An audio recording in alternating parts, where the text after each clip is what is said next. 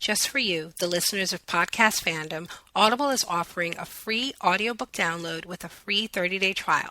Just go to audibletrial.com/podcastfandom. There are over 100,000 titles to choose from for your iPhone, Android, Kindle, or MP3 player. That's audibletrial.com/podcastfandom for your free audiobook download.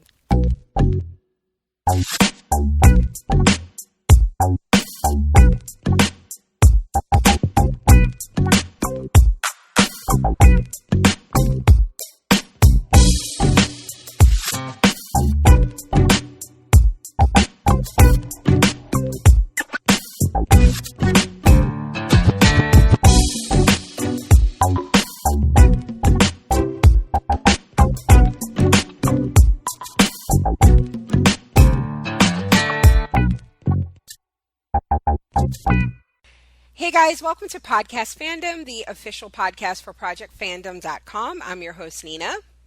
I am Megan. And I am John. And we are back finally after a 2-week break to talk about Game of Thrones Season 4, Episode 8, The Mountain and the Viper. It was so worth the wait. Oh, God. It was really worth the wait, but I will talk about this, but yeah. I had to bring myself. I knew I wouldn't have time to watch it again tonight based on my schedule, and I had to force myself to watch it again. Yeah, we'll get in. Yeah. Okay, confession. I got about 90 minutes sleep. I've been up since. I honestly could not sleep. I the exact same thing. I was up all night. It just really fucked with my emotions. Yeah. I slept like a baby. Yes, I did. To say I know it. Yeah. Okay. Yeah. We'll talk about it. So before we jump into the scene by scene recap, there's a couple of things I want to take care of. First, I want to give a shout out to everybody who participates in the Sunday night live tweet of Game of Thrones. It has been so much fun. A lot of you are the same folks who come and hang out with us when we were live tweeting The Walking Dead, but there are quite a few new people as well. It's just so much fun. So thank you guys. And last night I was quieter than usual because as a book reader, I knew what was going to happen and I wasn't ready. I just wasn't. And I wasn't I didn't want to joke about it. I was not happy. Well, hopefully I helped because I tweeted every goddamn thing that came into my mind. Yes. I actually did a lot more retweeting last night than I normally do because everybody was just hilarious and on fire. But so I wanted to say thank you to everyone who does that. And a reminder, if you use the hashtag PFGOT, that's the stream that we follow. And again, we just chat about the episode as it's happening.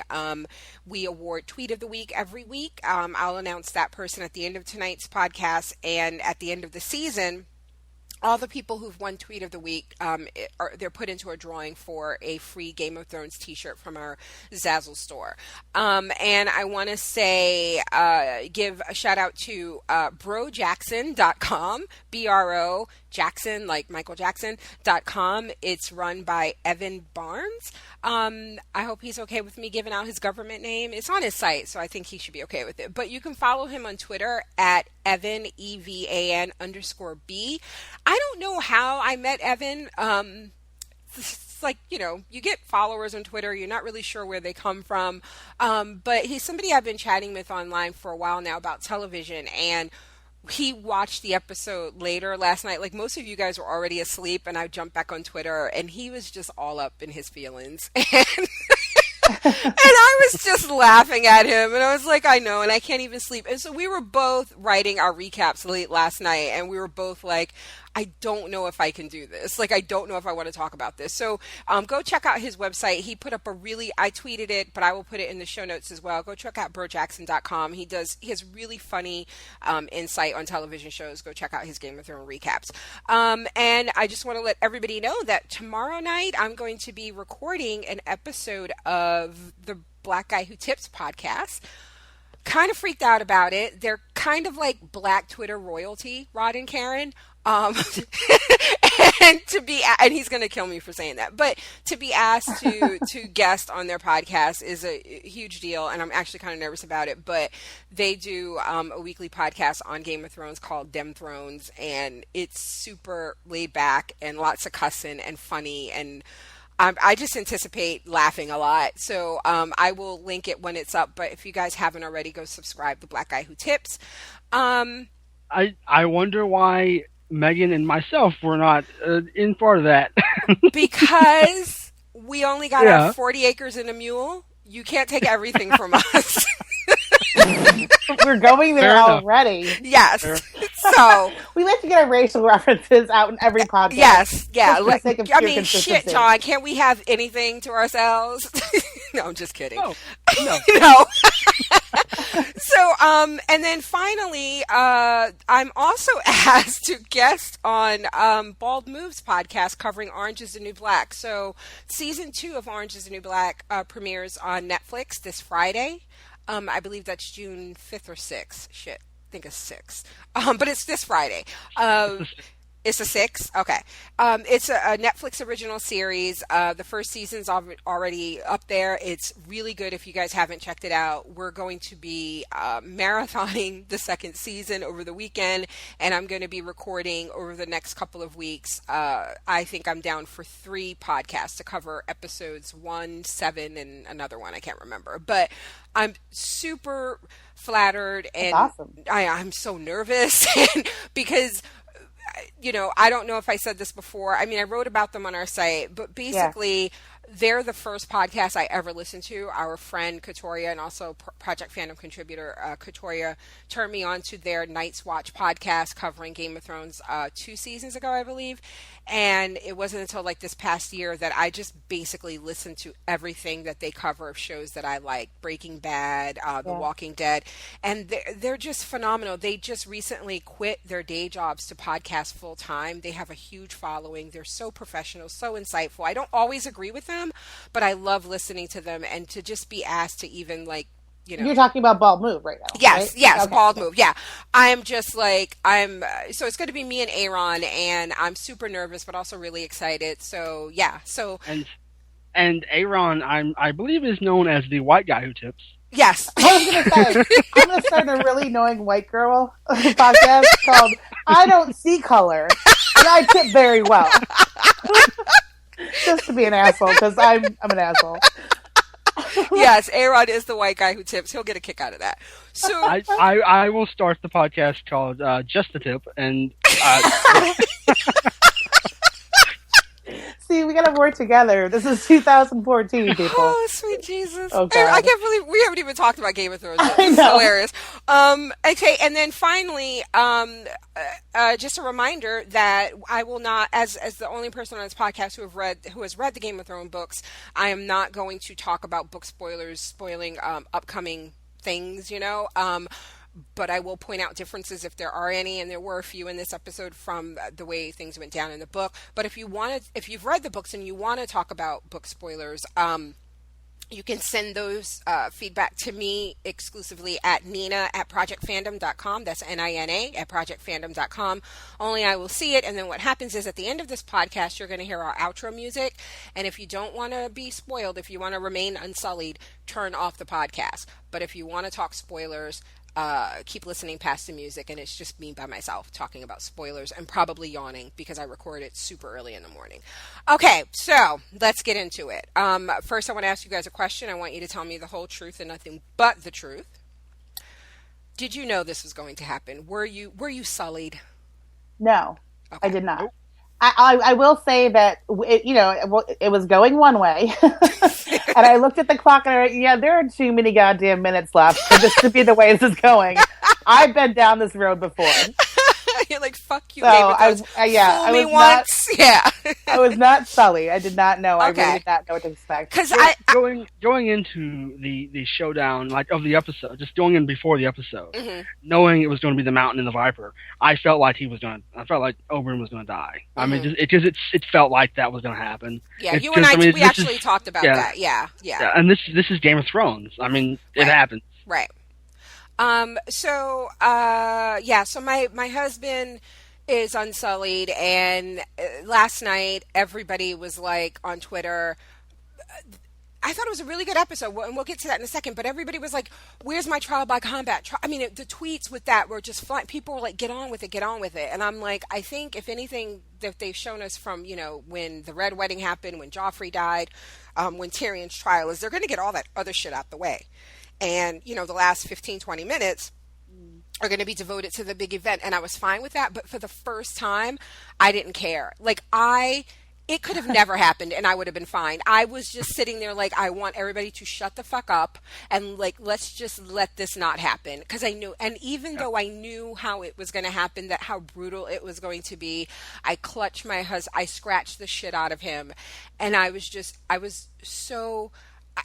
I will tell you, if there was ever a time for me to be okay with them doing a drastic change from the books, this would have been it. I just did not want to see this man die. I love him so much, and I'm heartbroken. So, but that aside, what did you guys think of the episode? John, what did you think? Well, like you said, coming into the episode, it's called The Mountain and the Viper. So, I mean, I expected maybe the entire episode would be the combat. So and I was like, I was fine with that. I was ready for that. But because I was ready for that, I had completely forgotten about everything else. I forgot about the moon door. I forgot about everything. I was just ready for the combat. So when they didn't do that, I'm so glad they didn't do that because, like you said, everything else was so good. Yeah, they could have just left us hanging with the trial. I mean, it would have been fine. Well, I mean, it was great. Aaron said in their Insta-take, after they watch the episode, they immediately jump on the mics and they do like a 15 to 30-minute podcast, just their immediate thoughts and stuff.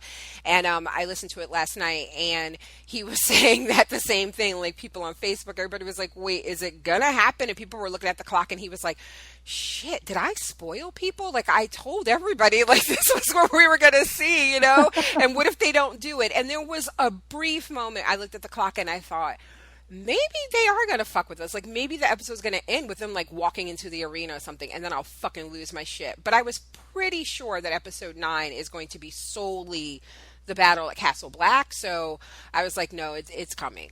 Megan, what did you think? Again, I thought all the other stuff was fantastic. You know how they do the thing where, as the show is starting up, they say previously on Game of Thrones, and they always sort of give you a glimpse of who is going to be in the next episode, like which storylines are going to continue. And I think you might have even said on Twitter, like, wow, they're going to be showing everybody in this episode. Because they were like, every storyline was being covered. I'm like, where the hell's Tyrion? I was like, looks like we're going to see some of everybody tonight. I know. And as we know, like, in Game of Thrones history, the penultimate episode, which will be next week, shit always hits the fan. And I thought, well, maybe that's what they're saving the combat for. So I really had no idea, but I think everything flowed really nicely. If the pacing was good, and I think that it was set up exactly how it should be. Yeah, my husband. From a viewer's perspective, I have not read the books like you said.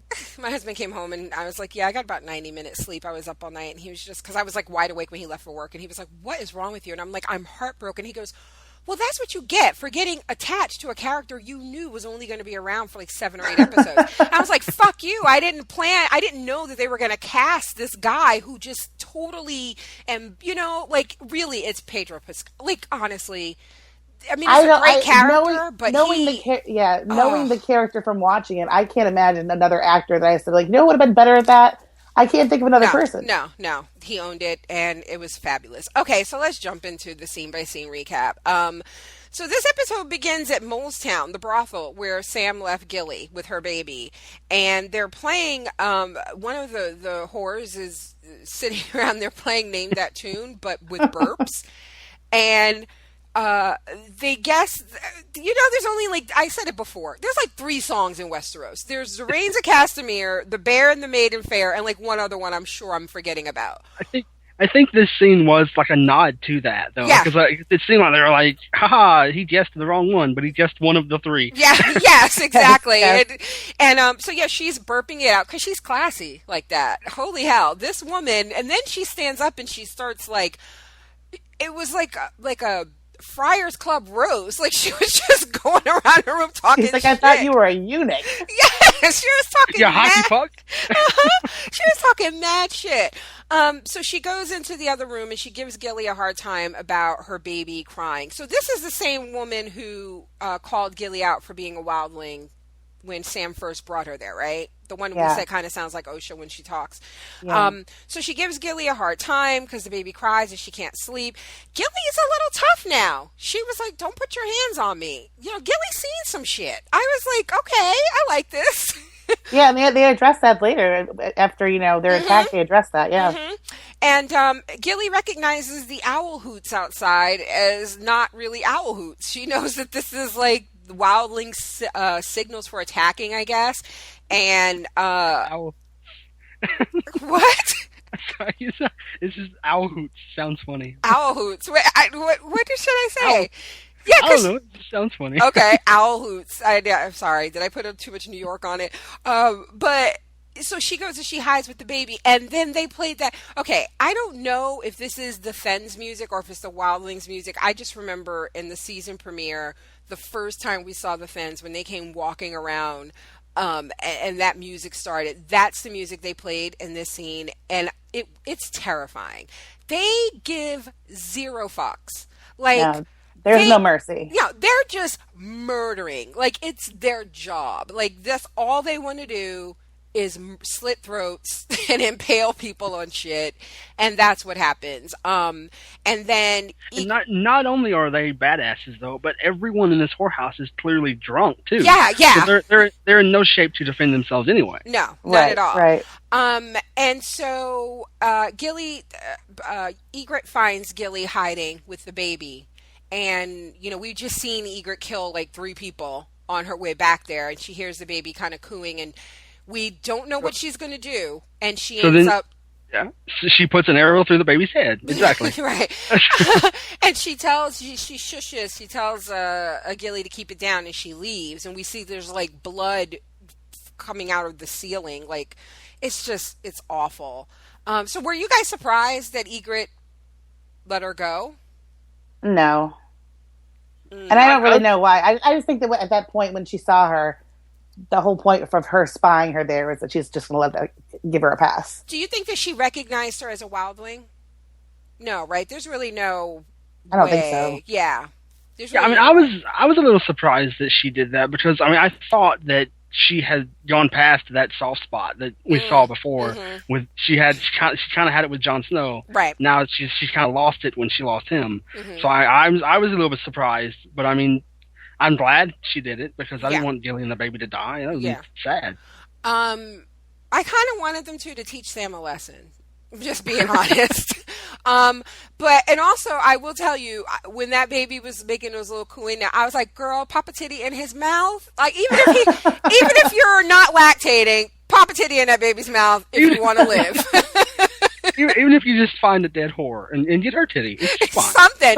There are titties everywhere that no one's using. Seriously, shut that baby up, man.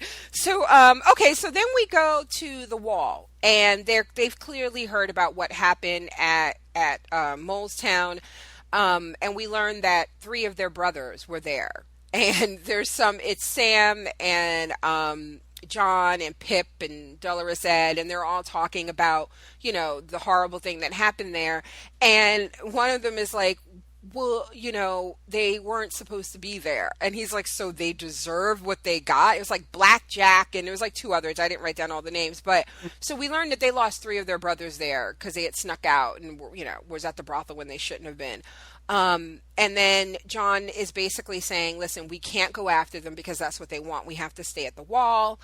Sam is crying and mopey because he just knows Gilly's dead. And they're pretty cool trying to cheer him up. They're like, she survived her horrible husband, father, and baby daddy. And she survived the White Walkers and the trek from the wall. And, Right. Yeah. I love that because he was a little bitch, like Sam always is. Mm-hmm. But I love that because he's usually the one, like, they pick on him. But now they have kind of become brothers, so it's like they want to make him feel better, and they want him to shut up. So they're going they want him to stop whining. Yeah, and I was a little surprised when it started, and they weren't like, dude, big picture here, shut up. Like, we got other shit to worry about. But then I remembered, because remember I think it was the season 2 finale when they were out beyond the wall and he was like talking about her. He's like, what the most interesting thing about Gilly is? And the other one of the guys was like, that she even looks at you or let alone talks to you or something like that. But then those were different guys. I think those were part of the guys that deserted. So yeah. So these guys, these are the cool ones. Yeah. So they were really nice to him. I did have a moment. I think I said on Twitter, I'm gonna need him to stop whining so fucking much. Like I keep waiting for Sam to have his moment. You know what I mean? Like where he turns this corner and like lets go of some of that. You know, but.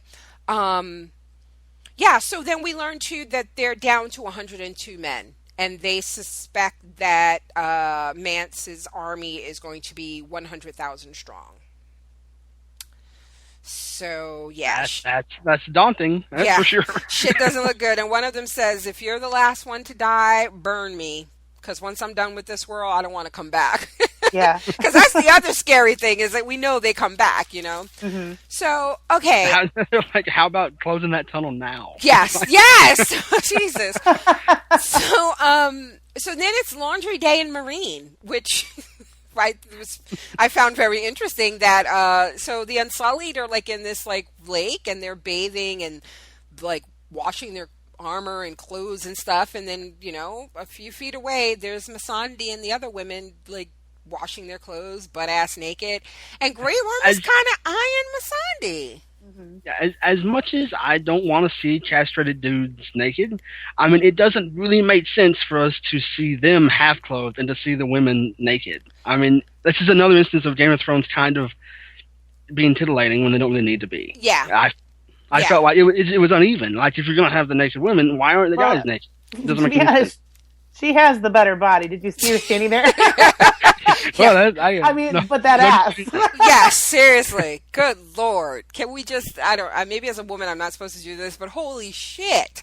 Yeah. We've seen her ass before, because she showed it in an episode Yes, we have. In an episode of Misfits. But I have to tell you that as good as she looked with her clothes off, the later scene where she's in the throne room talking to Grey Worm, the way that dress was like draped over her ass and her back and her holy shit, that girl's body is banging. She just has like beautiful bone structure everywhere, like her shoulders, her back, the way it arches. Yes. Like, I'm just going to keep going on.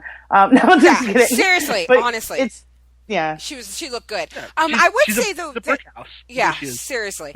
I would say that I get your point, John. I would think that, you know, and I don't know. I don't know. I don't care. I know you don't, but I'm just saying, I think that one of the things would be, and I don't pretend to know their whole decision-making process is, how do you do that? Like, how do you show that without, like, because then you have to answer this question that we've been asking, and they ask it in this episode. Do they have the twig and berries? Is it just the twig? Is it just, like, what did they take down there? So I think it's kind of funny, though, that they do show... the penis that I have seen in the show belongs to Hodor. Yeah. That's the one they chose to expose to us all. And Theon. We've seen Theon's back when he had one. We saw it. Yeah. Okay, so as Daenerys refers to it, the pillar and the stone. Yes. So so she kind of covers up, and he, you know, goes under the water, and then later we see she's talking to Daenerys, and she's saying that, you know, Daenerys is like, well, I don't think he was spying, right? Because they're not interested in what we have under our clothes. And she goes, I kind of think he was interested. And then it leads to this discussion again of, well, when the slave masters cut them, what did they take exactly? What did they leave? And so so there's two things with this. One, I think it's kind of cool that the queen is doing her hair, like, yeah, and not the other way around. It kind of reminds me growing up. I don't know, Megan, I don't know if you can relate to this, but, you know, well, probably not, because I guess white girls don't get their hair braided that often, but part of like learning to braid. It's more like it's more like Laura Ingalls Wild in a field, and it's just not as okay. Cool. Yeah, not cornrow. Yeah, or unless you go to Jamaica. Seriously, I think we've all known white girls who go to Jamaica for vacation. They come back cornrows and a severe sunburn. Yes. Whoo, Lordy. Anyway, white girls, stop doing that, by the way. Sunburn on their scalp. Yes. Public service announcement, white girls, stop doing that. But yeah, so I thought that was kind of cool, and it did remind me of like when you growing up as a black girl, like learning to braid. It was one of those things where nobody really teaches you. It's like go practice on your little sister, or here's this doll. So it's just seeing that, it just reminded me of that.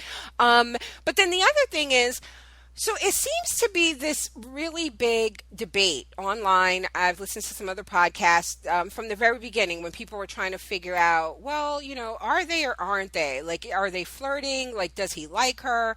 I think I said in the book, one of the Unsullied is her brother. So I thought that they were going to just consolidate it and make Grey Worm her brother, but they didn't. And so people are just really kind of confused, and they're like, well, how could he have these desires if he doesn't have, the stone and the pillars? Yeah. And people are, I don't know why. I mean, it's not everything is felt in your pants. I mean, you feel other things in other parts of your body. Right. That's what I'm saying. So even in the scene where she's like, well, he's not. If he was looking at you like that, or if he was looking at you, he wasn't looking at you like that because he doesn't have that. And I'm thinking, well, yeah. I mean, I guess he's not looking at her and getting obviously an erection or having those certain hormones released. John, you got to let that one out, whatever that was. he gets a phantom erection. Yes, yes, he does. Oh, Jesus. Well, I think I said on Twitter last night, I'm like, they didn't take his eyes. Right, that's what I was going to say. So, I mean, you can look at somebody else's body, even how Megan and I just did it with the actress. Like, you can look at somebody else's body of the opposite sex or the same sex and appreciate the physicality and just like, oh, that looks appealing. Like, he doesn't really have anything to do with it, but like, or anything that he could do really anything with besides, I don't know, his fingers. I don't know.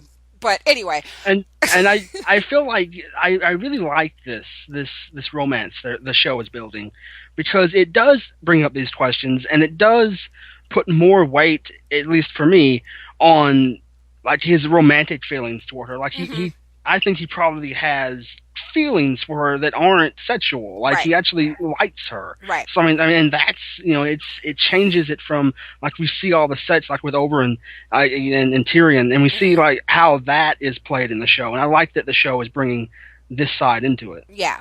Unless we do see some like digital manipulation later, so that would float out of the window. So it's more of an innocent infatuation. Yeah. Yeah. And so later, again, she's in the throne room, and he approaches her. He apologizes, and basically he tells her that the lessons that she gives him in the common tongue are precious to him, and he doesn't, kind of like that, like when you're when you're friends with somebody, and then maybe you start to catch feelings, and you let them know, and it's like, I'm sorry I said anything. I don't want to ruin our friendship, like that. It kind of reminded me of that. Like, I'm sorry you caught me staring at you. I hope this doesn't like interfere with the lessons, because they're important to me. And then they have this brief conversation where she asks about whether he remembers being cut, and he says no, and she apologizes, and he's like, why are you sorry? And she's like, because it's a horrible thing to happen to a boy. And he says he's not sorry because it basically, that happened to him. He became an Unsullied, and it all led to him being, who he is now and where he is now with, her and Daenerys. And so he has this very, I don't know, kind of sweet almost outlook on it. Like, it happened, and I am who I am, but, I guess it could be worse. He could not be free, he could still be, a slave to someone else. And he could be dead. And so, yeah. So, and I like that she was kind of slyly asking him, like, do you have any of your penis left? Yes! And then he returned that with that very sweet notion. And then she was kind of like, okay. Yeah. But the answer to that question, but do you have any of your penis left? Yes. I don't understand why I haven't seen a dick nub yet. We're 8 episodes in, 4 seasons in, all the castration that goes on in the show between Varys and Theon and Grey Worm. I don't understand why I haven't seen a dick nub yet. I was going to make a very bad joke about my past, but I will let that one slide. Okay.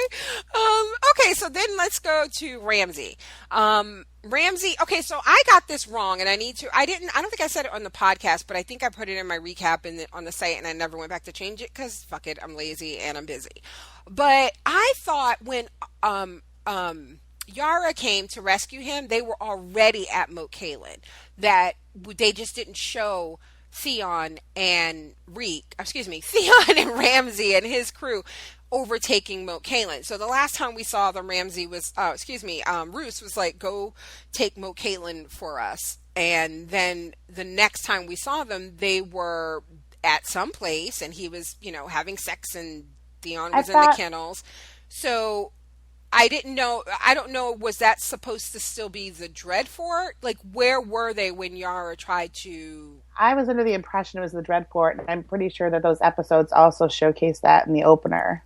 Well, see, that's the other thing. That is not reliable anymore because they used to do where they only show you locations that you're going to see, and maybe always the main ones. Like, they're always going to show you King's Landing. They're always But the map stays expanded? Okay. Yeah, but those other ones, like, and then there are people complaining now, which doesn't bother me at all. Like, they're like, how come they don't have the Eyrie? Like, we've been to the Eyrie several times, and people really want to see it on this, in the opening, and they haven't shown it. So that's the other thing. Like, and we still see Braavos, and we haven't been there in a couple of weeks. So, yeah. So anyway, I didn't know where they were. I thought that they were, and I said in my recap that it was Moat Cailin. Clearly it wasn't. It was they were probably still at the Dreadfort. But either way, now they're at Moat Cailin.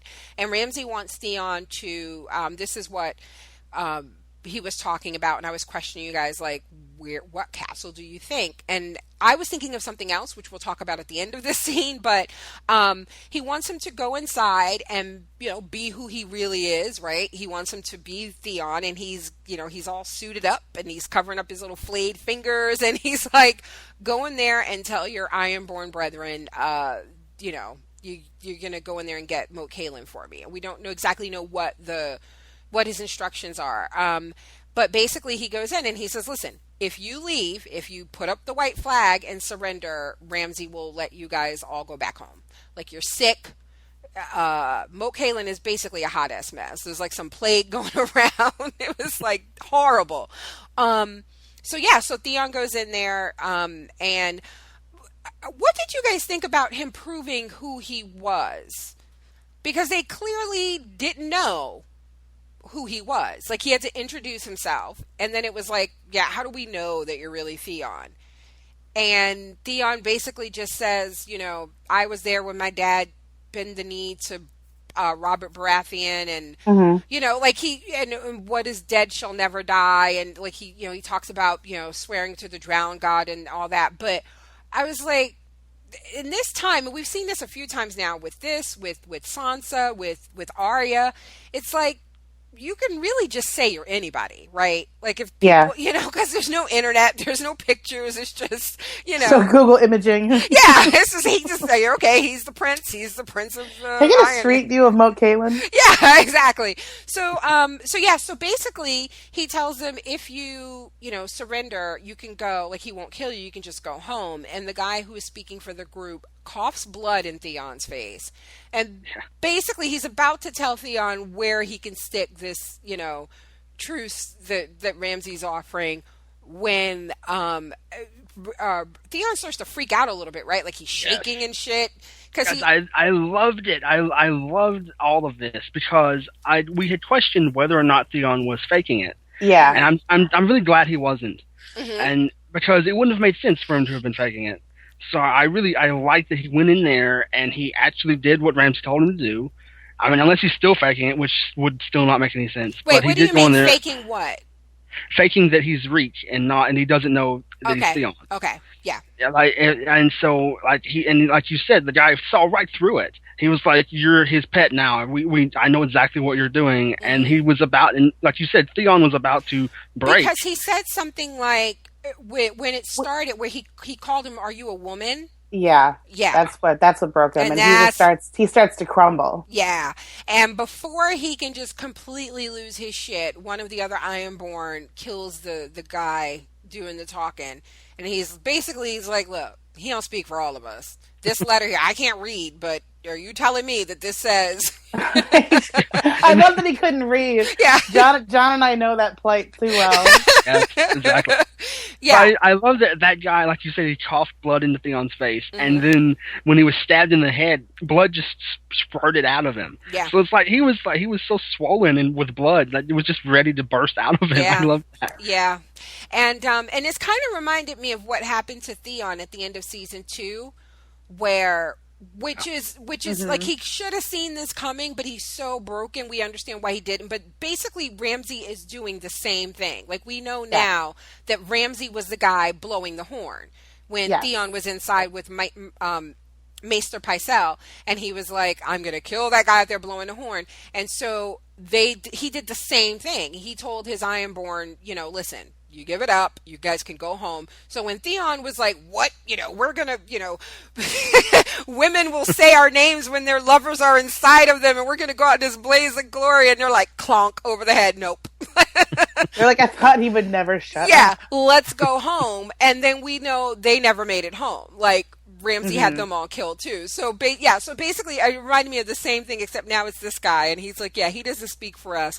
So he promises them, he'll let you go home. And then seriously, blink and you missed it. Like, the scene just cut to flayed people. I was like, whoa, how do we get here? Holy shit. Yes, I loved that. I loved it because the guy was so, like, he kind of like reminded me of Sam. Like, he was like a simple dude. Yeah. He was like, we can go home now. And then it cut straight to, he's dead. Yep. So instead, his eyes are gorged out. He's completely flayed open. He's half of a man. Yeah. And I like that, we know that this show, I would imagine that they get a bigger budget as the seasons go on, because their viewership is just through the roof. Like, they're breaking records every week, or, breaking their own records, I should say, every week.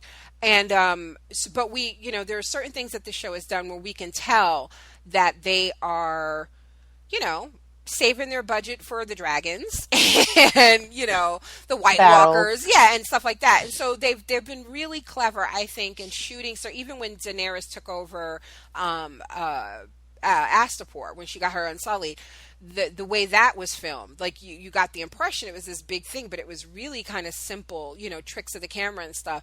And they do this a lot where you just, you see like the beginning of it and then the aftermath. And that's all you need to know is, like, some horrible shit happened. This guy is flayed open. It was disgusting, but great. I loved it. So they now have Moat Cailin, and Theon wants to know if they're going to go home. And he goes, we're going to our new home. So we'll talk about, when we loop back to Roose and all that, we'll talk about that. Now we're back at the Vale, and Littlefinger's being questioned by some of the major families in the Vale. I had to write this down because I didn't want to fuck it up, because the names are just, her name is Anya, because we don't have enough 4-letter names that end in for women on this show. Anya Waynwood. So her son is the one at the Bloodgate asking, who we saw twice now, asking, like, when you arrive at the Bloodgate, asking who you are. And then there's Jan Royce, and he's the guy that did most of the talking in the scene.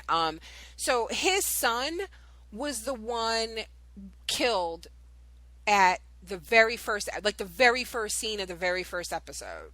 The Rangers that got killed by the White Walkers. Are we talking about Brooke Matt Damon or Brooke Mark Wahlberg? No, wait. Yes, I think it is him. I think that I know it was one. I think that's the one. Yes. Reference that we maybe should explain. Yeah, the guy. There was the one guy who was being a bit of an asshole in the very first in the series. Good thing we're premiere. not children. Yeah. Yes, he looked like a broke Mark Wahlberg. Yeah, not to be confused with Meth Damon from Breaking Bad. Yes. So that, and then Sansa, when she comes into the scene and she says, "You met me when you came to Winterfell. You were escorting your son to the wall." So she kind of references that. And then his other son was killed by Brienne when he was one of what's his name? Renly's Kingsguard, and when the shadow monster thing killed Renly, and those guys rushed in and they thought it was Brienne and she killed them to get away. His other son was one of those. So he's like down two sons. So anyway, that's just some book history, if for anybody who's interested. So anyway, they're questioning Littlefinger because he has. We were wondering, like, how is he going to explain this? And we learned that he's telling everybody she killed herself. Mm-hmm. Which, I mean, isn't hard to believe if you know the character. Well, I feel like it was a little hard to believe coming from him without Sansa really sold it. Put it like that. Oh, like, definitely. Yeah. But like just him sitting there alone, I'm a little surprised that that's all he came up with. Knowing what we know of Littlefinger, and even if that felt like something he did on the spur of the moment, like I don't think he planned it because he had no way of knowing that she saw them kiss and all this.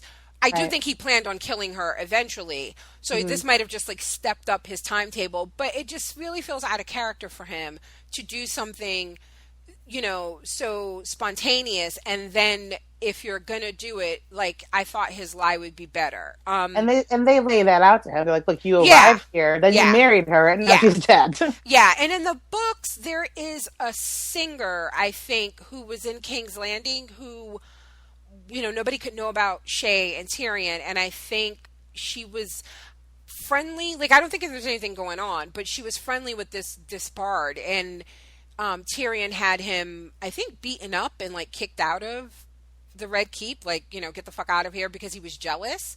And I think that guy ends up at the Vale. And I think it's the same singer. Book readers, Natasha, Kat, correct me if I'm wrong. But in the books, when he pushes her out the moon door, that guy is in the room and he pins it on him. So I was really curious when it played out differently 2 weeks ago, how he was going to explain this. And I was a little surprised that I felt like it was kind of weak, but yeah, you're right. They kind of call him on it, and I like that. I like that it was a little weak though, because it did give Sansa a chance to help him. So, yeah, I mean, that makes sense. But yeah, that's one of those things where it's like they'll do something that's out of character to forward their plot. Like, do you know what I mean? Like that. I mean, I'll forgive it because she did such a good job in this scene. She comes in, she immediately gives up the bullshit that she's his niece, Elaine.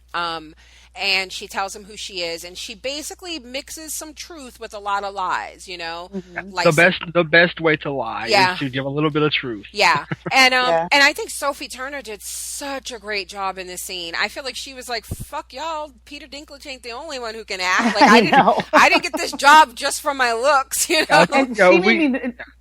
Go ahead. I was going to say, we commented on Sophie Turner's improved, like, the character and her acting in this season, and she proved it again in this scene. Yeah, and she made me really nervous when she came walking in that room, and I think I put on Twitter something like, okay, see, this is how Stark bitches go missing. Yes! Like, you should know by now, telling the truth, doing the honorable thing is going to get you nowhere, but then she totally pulled it off. It was amazing. Yeah, and that was really the best thing she could have done, because if she had kept up the ruse that she was his niece, in the book, she is the same name, but he says she's his bastard daughter. So, but either way, even if she had kept that part of it up and tried to, corroborate his story, it wouldn't have worked. It really needed to be that whole, I'm blood. And then I feel like they wanted to believe that. Like Lysa was, we know she wasn't hiding her crazy. Like, she didn't give a shit. When he says something like, Lady Aaron and I grew extremely close, and she goes, yeah, we know how close you were. I was thinking, yeah, because the whole fucking Vale can hear it every time you guys have sex. So yeah, but you could tell, like, this wasn't, they wanted to believe it. Like, do you know what I mean? Like, it was just enough of the truth. They knew that she was kind of crazy. But I do like that the woman, Anya did say at first, suicide, she loved her son. Like, she was devoted to him. Like, she probably loved him a little too fucking much. So I don't believe that she would just step through the moon door. So Sansa was really needed to sell it, and she does, and she starts crying, and she kind of eyes Littlefinger over the woman's shoulder as he's consoling her. Yeah, and he was happy, and he was also, he looked proud of her too. That she's finally in it. She's learning from him now. Yeah, she's playing it along now. And I think a little later, he was a little He may be a little sorry. Like, I think he's a little not intimidated, but I think, she's thrown him off a little bit, I think, so that's going to be really interesting to see how this plays out. So he basically, after that, they apologize for, treating him like shit. And he this was another thing I think that suffers from the fact that they are, in a way kind of rushing some stuff. Because I guess in the book, I don't think it would be as interesting to view as it was to read like several chapters on it, just like what he does to manipulate these people. So they kind of condensed it all in this one little scene, and it felt to me a little false. Like, you just got out of this situation barely with Sansa's help. Now is probably not the time to like call them out for being scared little bitches who didn't get involved. You know what I mean? Right. And I was like, really? What are you doing? Like, a lighter touch, Littlefinger. But I get why they had to do it. Like, they don't have the time, and the way it happened in the book is completely different. So, so he basically tells them, you guys need to get behind Robin, and we need to have him tour the Vale and let the people see him and build him up as this leader. So they're going on a tour of the Vale, and they agree to that. At one point, he actually says it's time for Robin to leave the nest, and Anya looks back at the other old dude like, did he really fucking just go there? Yes. Did he really say that? Well, when the one guy was walking out, that's what I put in my notes, they really wanted to believe that shit, because he goes, well, kind of makes sense, the way she was breastfeeding him when he was 10. I was like, see, they were just waiting, because they couldn't say that shit to her face, and probably not really to each other, because you never know who's, you know what I mean, could go report back to her. Next thing you know, you find your ass out the moon door. But now that she's gone, he just was waiting to get that shit out. Like, why the fuck was she still breastfeeding him when he was 10? They're like from tooth to teat, and I was like, please stop saying teat. Yeah. Okay, so now we're back in Marine, and this little boy gives a letter to Sir Barristan Selmy. Now that this is out, I can say this is one of the things I talked about in the spoiler section. Devin had asked, like, how did we think Jorah's betrayal was going to come out? Because in the books, he's been exiled. It's one of the ways that Barristan Selmy was able to join Daenerys, and nobody, not even the people reading the books, knew who he was, because you're reading, so you know what I mean, you can't look and be like, hey, that's the same guy that was dismissed by Joffrey. So that was the thing, like, he was going by another name and he had a different look, and Jorah wasn't there to be like, hey, that's Sir Barristan Selmy, from the Kingsguard. So it was just weird. Like, we were all like, book readers were like, how the fuck is this going to come out? And so 2 weeks ago, when Tywin was like, Lord Tyrell, bring me my quill and ink, I was like, oh, here we go. Because we know when he starts writing letters, bad shit happens. Like, Tywin is dangerous with a quill and ink. And so I said in the spoiler section, I was like, I bet you he's writing. That's why he asked Varys, can you get one of your spiders into Marine? He's going to poison her against Jorah. And that's exactly what happened. He sent this, and he was smooth with it, because he didn't, like, I thought he was going to send a letter, like, and basically maybe have it be like it was meant for Jorah, or he was going to just flat out tell her. But he was smooth. He just sent the pardon that Robert had signed and everything. It's like, oh, you smooth motherfucker. So anyway, it's like he was trying to write it, and then he went through a bunch of pages, like throwing them away, and then he came to the part, and he's like, wait a minute, I can just send this. Yes. I don't have to do any work. Yeah. I'm explaining myself. Yeah, that's already done for me. So that's what he sends, and Barristan confronts Jorah, and Jorah wants an opportunity to talk to Daenerys alone. And Sir Barristan says, you'll never be alone with her again. Oh, that was heartbreaking. It was heartbreaking. I thought it was a little overkill, just a little, but I get it. But that's his job. Like, do you know what I mean? Like, no matter, and that's the other thing. Like, I feel like they kind of touched on it a little bit when he first joined them about, like, there was some tension between them. You know what I mean? But then they backed off of it. Like, for the past, the end of last season, all of this season, we haven't seen any kind of like conflict between the two of them. But that's his job, is to protect her. And if you know for a fact that this guy has betrayed her, this is not a guy you let alone with your queen. Mm-hmm. Now that he's found out. Yeah. And I love that he was spying on her because people who aren't book readers didn't know. You see all these memes and things out on the internet about him staring at her, and I love that because when they were making the show, they knew. So like I feel like wait, you didn't know that from season 1? You don't remember? Yeah, from season 1. I didn't know that. Oh yeah, it was, and that's the other thing. So I was, I was saying to Aaron and them on their thread about the Instacast, I was a little frustrated because Jim was like, because okay, so let's just say what happened. So he calls him out, and then he's summoned to the throne room, and she questions him about the pardon, and he confesses to everything. He says that he was sending letters to Varys before like he even really knew her. Like he was just reporting back on Viserys's goings on. Like this is what he's doing because Robert just wanted to know, like, when do I need to worry about these last Targaryens. And it wasn't until he got to know her, and then he after he told about her pregnancy, that was the last time. But she doesn't care. And so Jim on Bald Move is just like, but why was that the thing? I don't understand, like, why she's that upset. Like, he seemed to have proved himself since then, and I don't understand. And Aaron was like, dude, he was telling the guy who had her brother and her father killed, and her nieces and nephews, and took the throne from her and exiled her. Like it wasn't just that he was reporting back to someone, it was that he was reporting back to the usurper.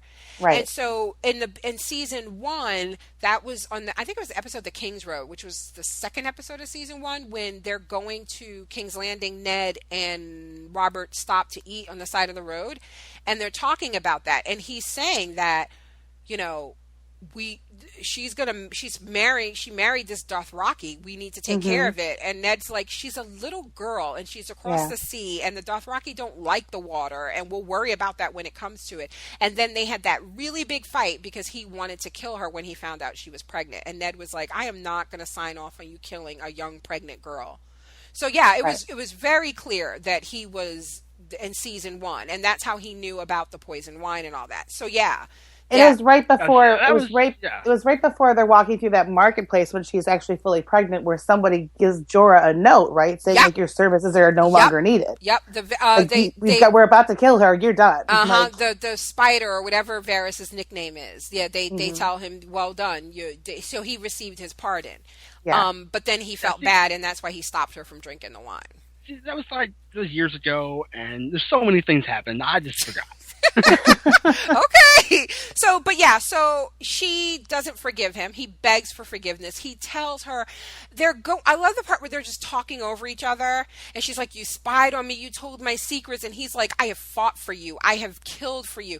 And then they stop at the same time, and he goes, I have loved you. Oh God, I had tears in my eyes. I know. And I saw an interview with her today where she said this was the hardest scene to film because she felt like what Daenerys was doing is wrong. Like, this was not the right thing for her to be doing. When she first starts talking, she's actually like speaking at him, but looking over him. He's looking directly at her, but she won't even look at him. Yeah. She was blind, basically, because she was staring over him, and he was right down here. It was like, I want him to say, I'm down here. And then it was like one of those things where when he says Daenerys, and she says, don't presume to ever touch me, because he reaches out for her, or to say my name, I was like, dude, I don't know if I would have went with Daenerys. Well, first she calls her Khaleesi. She's like, don't call me that. Yes. And then but I was just like, man, you've been calling her either Khaleesi or your Grace, like my late, now but he's been calling her Daenerys. He's been calling her Daenerys in his dreams, though. Yes, I was like, on the one hand, I was like, dude, this is not the time to try to get familiar. But then on the other hand, it's like he's desperate. Like he's just trying to appeal to yo, you and me, we go way back.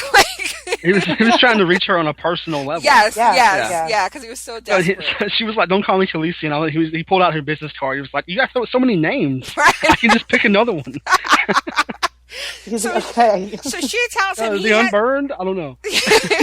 She tells him he has until sundown, the dusk, to get the fuck up out of Marine, or she will have his head in Slaver's Bay or some shit. I don't know. You need to go. I kind of wanted him to like fine kill me and then see what she would do after that. it would have been interesting. Yeah, she would kill. I think she would have killed him. And that's the really good thing with this is like I felt like the best conflict is where both sides have points. Do you know what I mean? And it's like, on the one hand, girl, come on. He has proven his loyalty to you. Like, yeah, that's fucked up what he did, but it's kind of like that, this is before I knew you type shit. Like, you know, before we were cool. Yes, yes. She was like, to the left. Yes, take all your shit. But, yeah, so on the one hand, it's like, but then on the other hand, this is serious business, the Game of Thrones. And you just can't, this is how white bitches end up dead. You can't, you just can't trust like that. So on the one hand, I got it, but then I was just like, yeah, dude. And then she's the queen. You can't, it's kind of like the thing with Daria, right? Like, I hated that. It's like, you don't yell at him for sneaking into your quarters and then reward him with some ass. It's kind of like this. Like, you can't let other people see that he played you and you're letting him go. It's almost like she had to set an example, but at the same time, he had a good point. This is what Tywin wants. And I'm so fucking sick of everybody on the show just making it so easy for the Boltons and the Freys and the Lannisters of this world to just get away with their shit. So, yeah, and then we get that sad shot of him riding his dusty ass horse. I know. It's like the Incredible Hulk. He's like walking away hitchhiking. He's got a bag over his shoulder. His little bindle, yes. She was just like, whatever. I mean, I think part of that, her total betrayal too, is that it involved her child. Mm-hmm. And like, that's always going to be like the sore point for her. And I was a little annoyed with that though, because I was like, girl, ain't nobody told you to trust that witch. Like, you lost your baby for your own reasons. Like, he slapped the poison out of your hand. What else was he supposed to do? Shit. The reason your baby ain't here ain't got nothing to do with him. So now we're back with Ramsay, and he's legitimate, y'all. He done come up. He started from the bottom. Now he's here. He got his papers. Yes. He's been unbastarded. Yes. So he presents his dad with Moat Cailin is yours, and he takes him a little tour, and he's like, "What do you see? To the east, to the west, to the window, to the walls." Right. Everything the sun touches will be yours. Yes. And then Ramsay was all skeet. So he's like, yeah, this is all ours, the North. And then he brings up a really good point, which I knew, kind of forgot. Joffrey touched on this in season 1, where Cersei gave him that whole, you will be the king, and whatever you say will be the truth, Mm-hmm.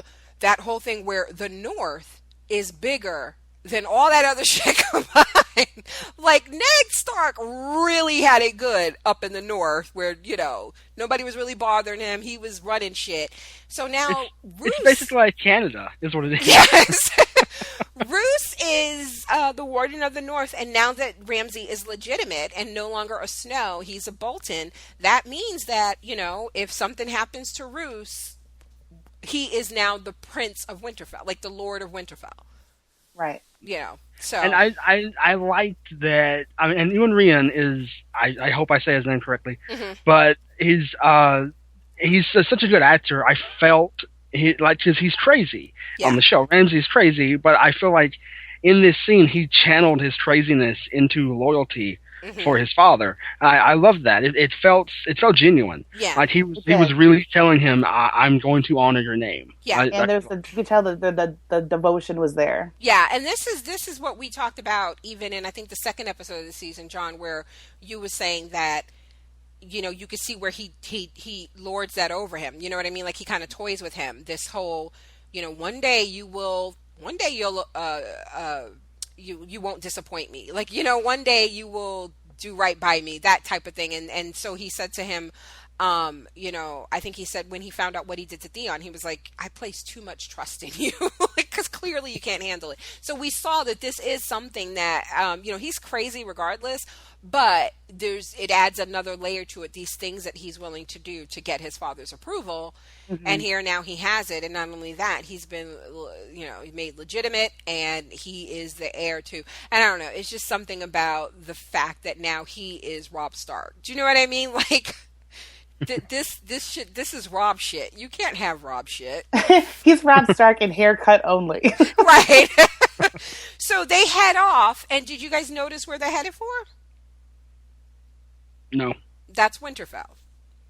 Oh, well, that makes sense. Yeah, it wasn't. Was it still burned out? Yeah, so that's in the distance, and the way that was cut was interesting because he tells him, I promise I'm going to make you proud, and then they cut to them riding, and you might think that they just got on their horses and you know what I mean, and only had ridden a few feet, but they'd obviously been traveling for a while because now they were approaching Winterfell, and this is what he meant earlier in the episode where he said our new home. Right. Because that's where the Warden of the North lives. Yeah. That's their castle. So that's what I thought he was talking about when he was saying he needed his help taking a castle. I completely forgotten how he used him to get into Moat Cailin. So, I love the way that the show juxtaposed the way that Ramsay became Ramsay Bolton, and then directly after that, they had him calling Theon Reek.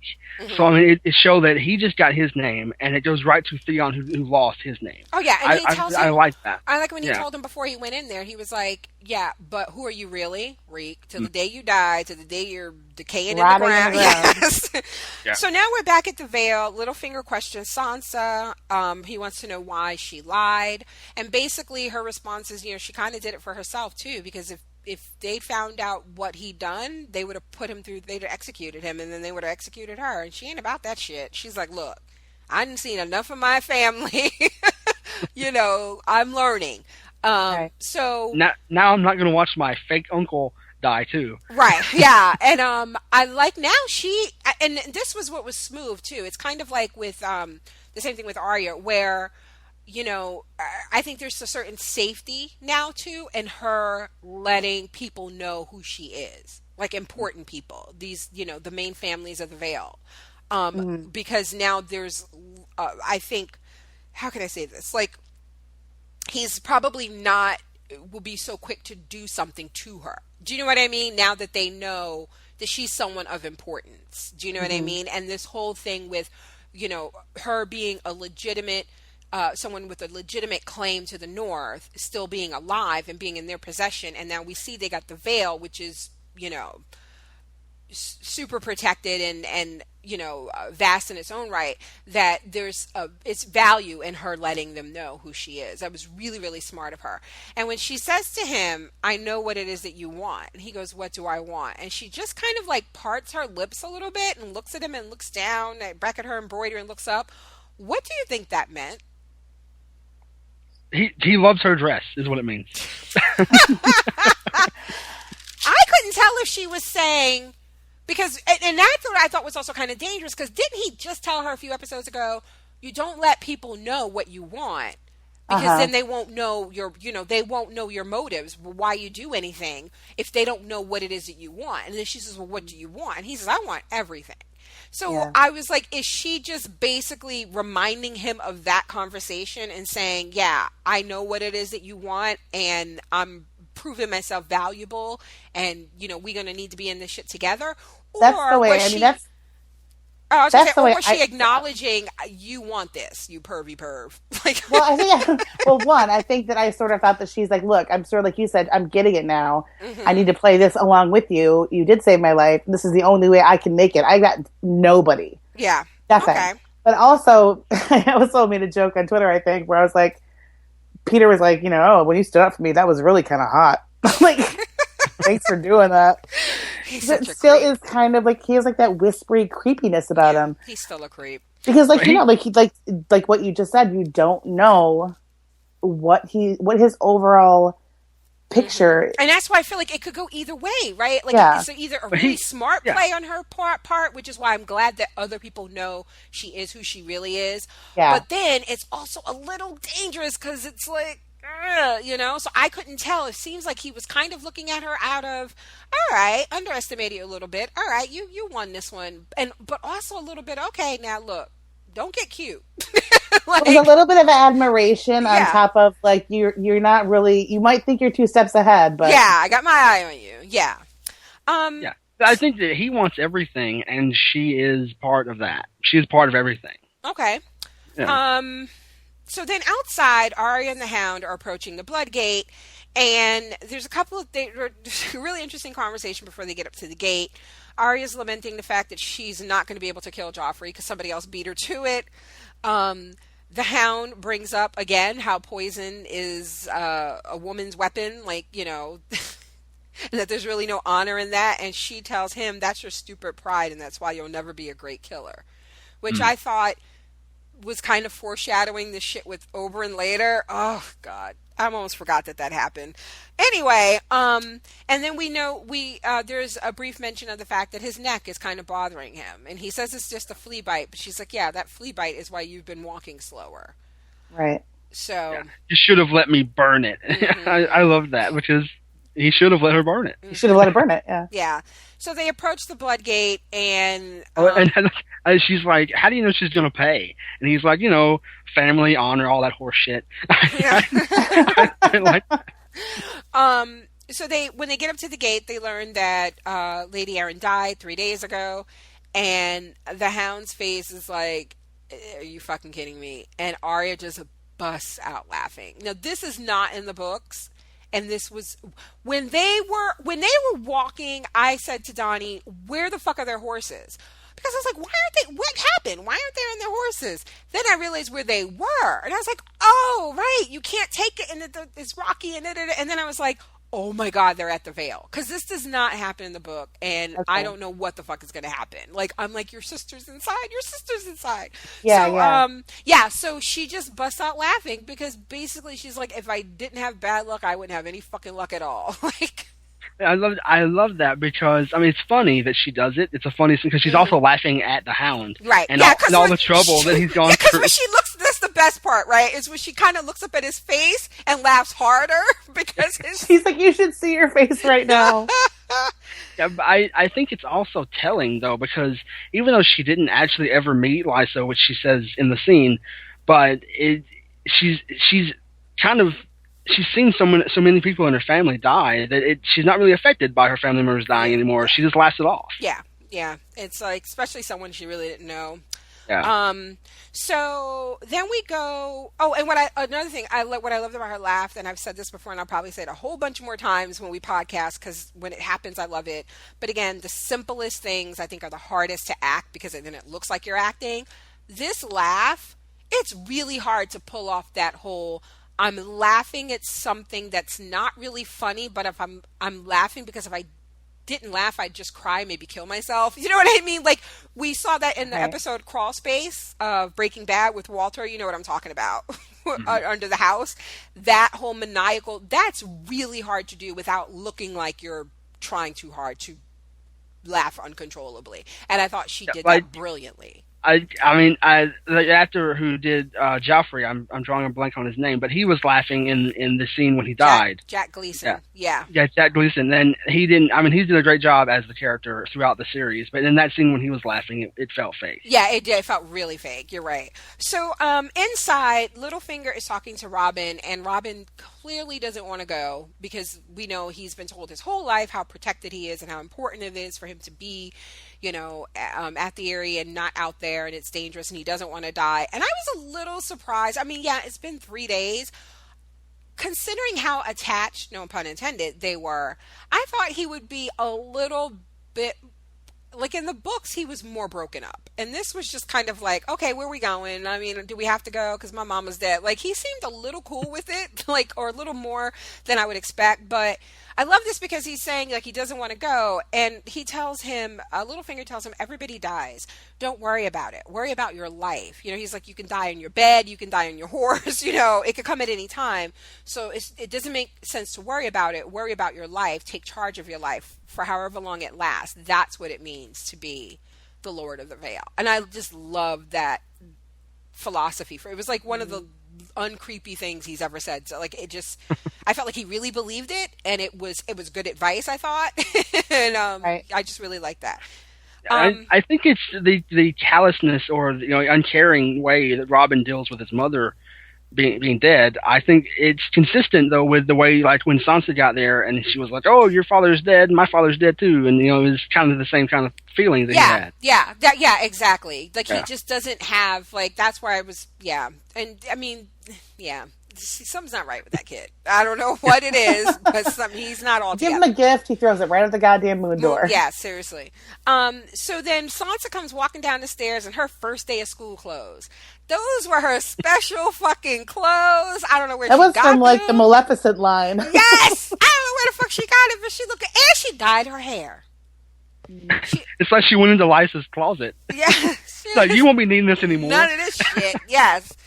So, yeah, she comes walking down the stairs, titties, boobies up, out, stopped him in his tracks, and she's like, "Shall we go?" So, yeah, I don't know what this means. I don't know. Is Arya, are they going to come inside? Or are they going to, like, go out the back door and they come in the front and just miss each other? I don't know. If we've learned anything, they're not going to see each other. No, yeah, this show is clearly all about not giving us anything that we want. So then we come to the final part of the episode.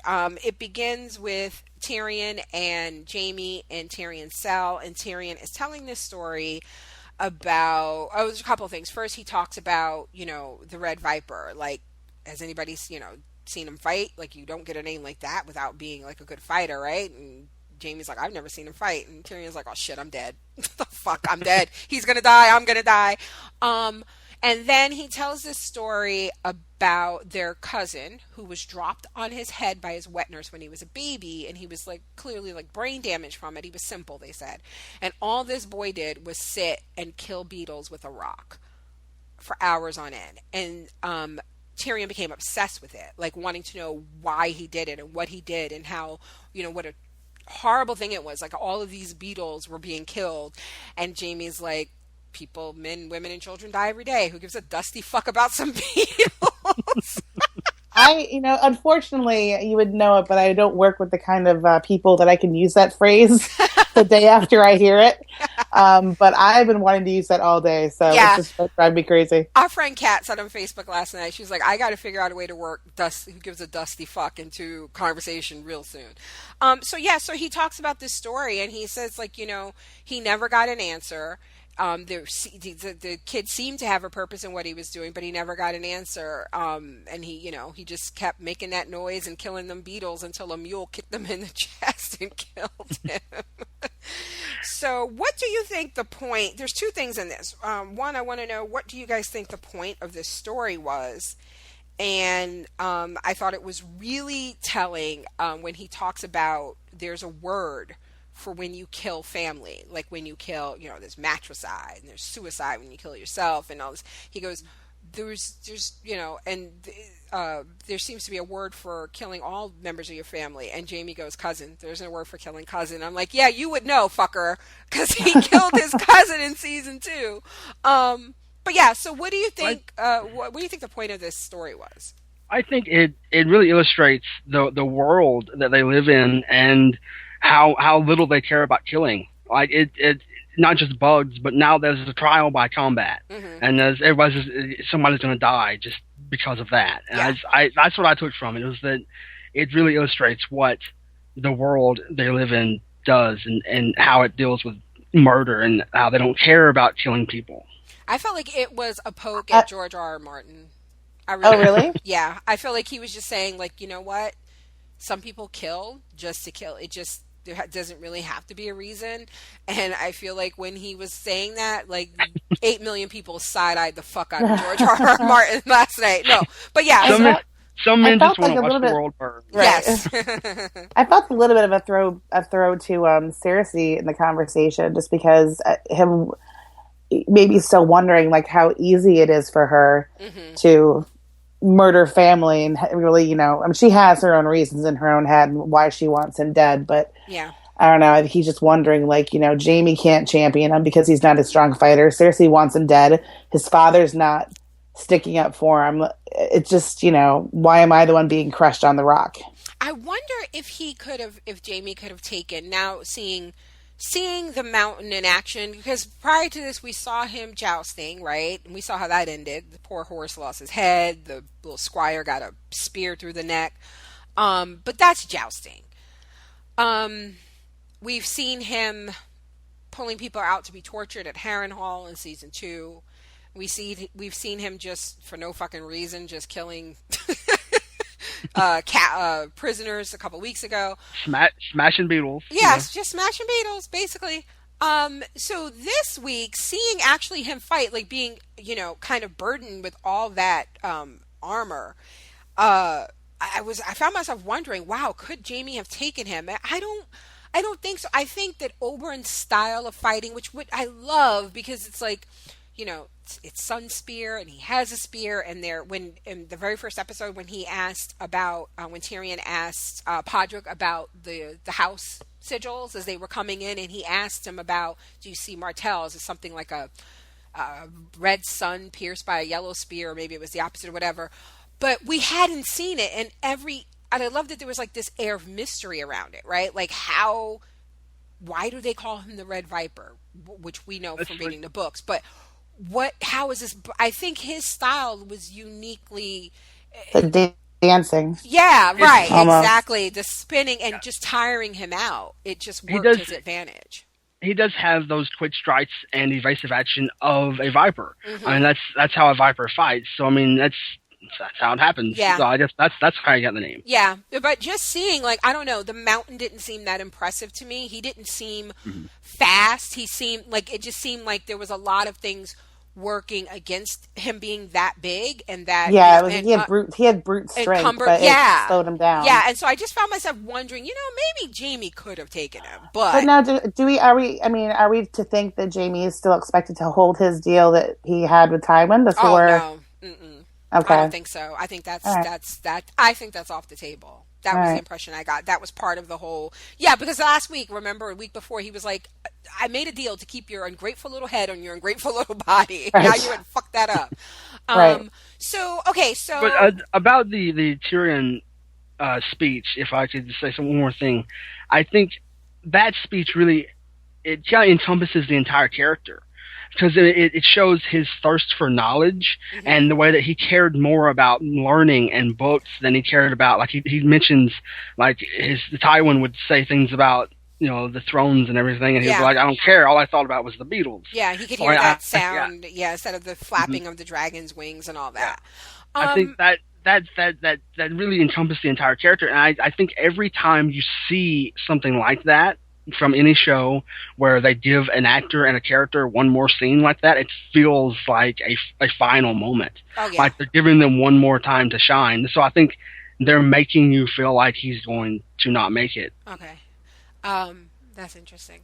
But I don't think he's not going to make it, though. I mean, I'll explain why later. Okay.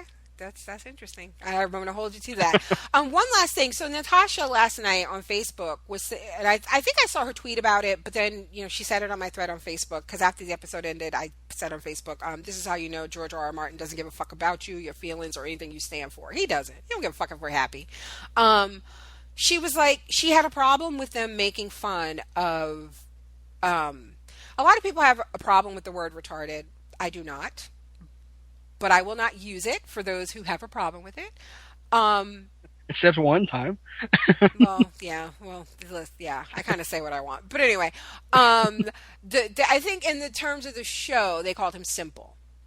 But she felt like they were making fun of a mentally challenged person. And she thought it was out of character for Tyrion, who champions bastard cripples and broken things. But I think if you listen to the conversation, like leading up to it, Jaime actually says to him do you remember? Okay, first of all, I think Jaime and Tyrion are assholes. They just are. We like Tyrion, but Tyrion's an asshole. Jaime's an asshole. They've both done horrible fucking things. They're not all the time the best people. So they will say and do things that you may not like, because they're not good people all the time. Okay.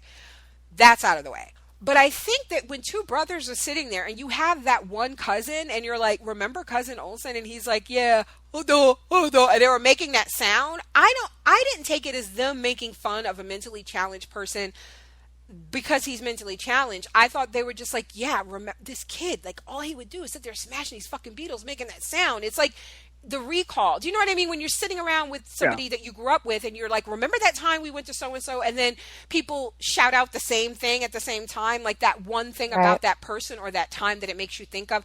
That's how I took it. And then Jamie actually said to him, but yeah, like I'm surprised that you got such a thrill tormenting him, you who champions people, whatever. And he goes, are you kidding me? That's how I felt better about myself, was making fun of somebody else's misfortune. Like, exactly. That's a very honest thing to say. And this is him talking about how he was when he was younger, which you would imagine that he was probably a bigger dick than he is now. Like, yeah, that's what I was thinking, is that, I mean, it was younger. He was younger, and he's recalling how he was when he was younger. Yeah. And we know, like, he has been fighting against being a Lannister, and he meant his last name might as well be asshole if he's a Lannister. Right. So I mean, he's been fighting against that his entire life, but he has embraced it at times too. Yeah. And he really, like, only when he demanded the trial by combat was when he really let go of being a Lannister, like, finally. Yeah. So I feel like he was that person when he was making fun of him, and now I don't think he would do that anymore. Yeah, and and that's the thing. I don't think when they did that, it was about making fun of him. It was just like calling to mind and telling this story. Like, if you were the third person sitting in the room, just doing that painted the picture. We got it. Okay, it was a simple kid. Sounded like he was maybe kind of big, sitting there making this noise. Not just the noise of the rock hitting the thing, but the sound he made with his mouth when he did it. And you could see where that would just be, kind of weird and unsettling and whatever. And it just set the story. So I don't have a problem with it. Okay, moving on. Final scene. Tyrion is not happy to see that Oberyn is drinking. He doesn't have on a lot of armor, and he is not wearing a helmet. Ilaria is a little alarmed when she gets a look at the mountain. You're going to fight that? He goes, I'm going to kill that. She was so confident, and then she saw him. It's like, wait a minute. Yeah. She was like, that was a great line, though, when he said, I'm going to kill that. Yeah. She goes, that's the biggest man I've ever seen. And he goes, size doesn't matter when you're flat on your back. Tyrion goes, thank the gods for that. That was so funny. Yeah, it was a dick joke in there. Yeah. I know. Get throwing one last dick joke. So, Maester,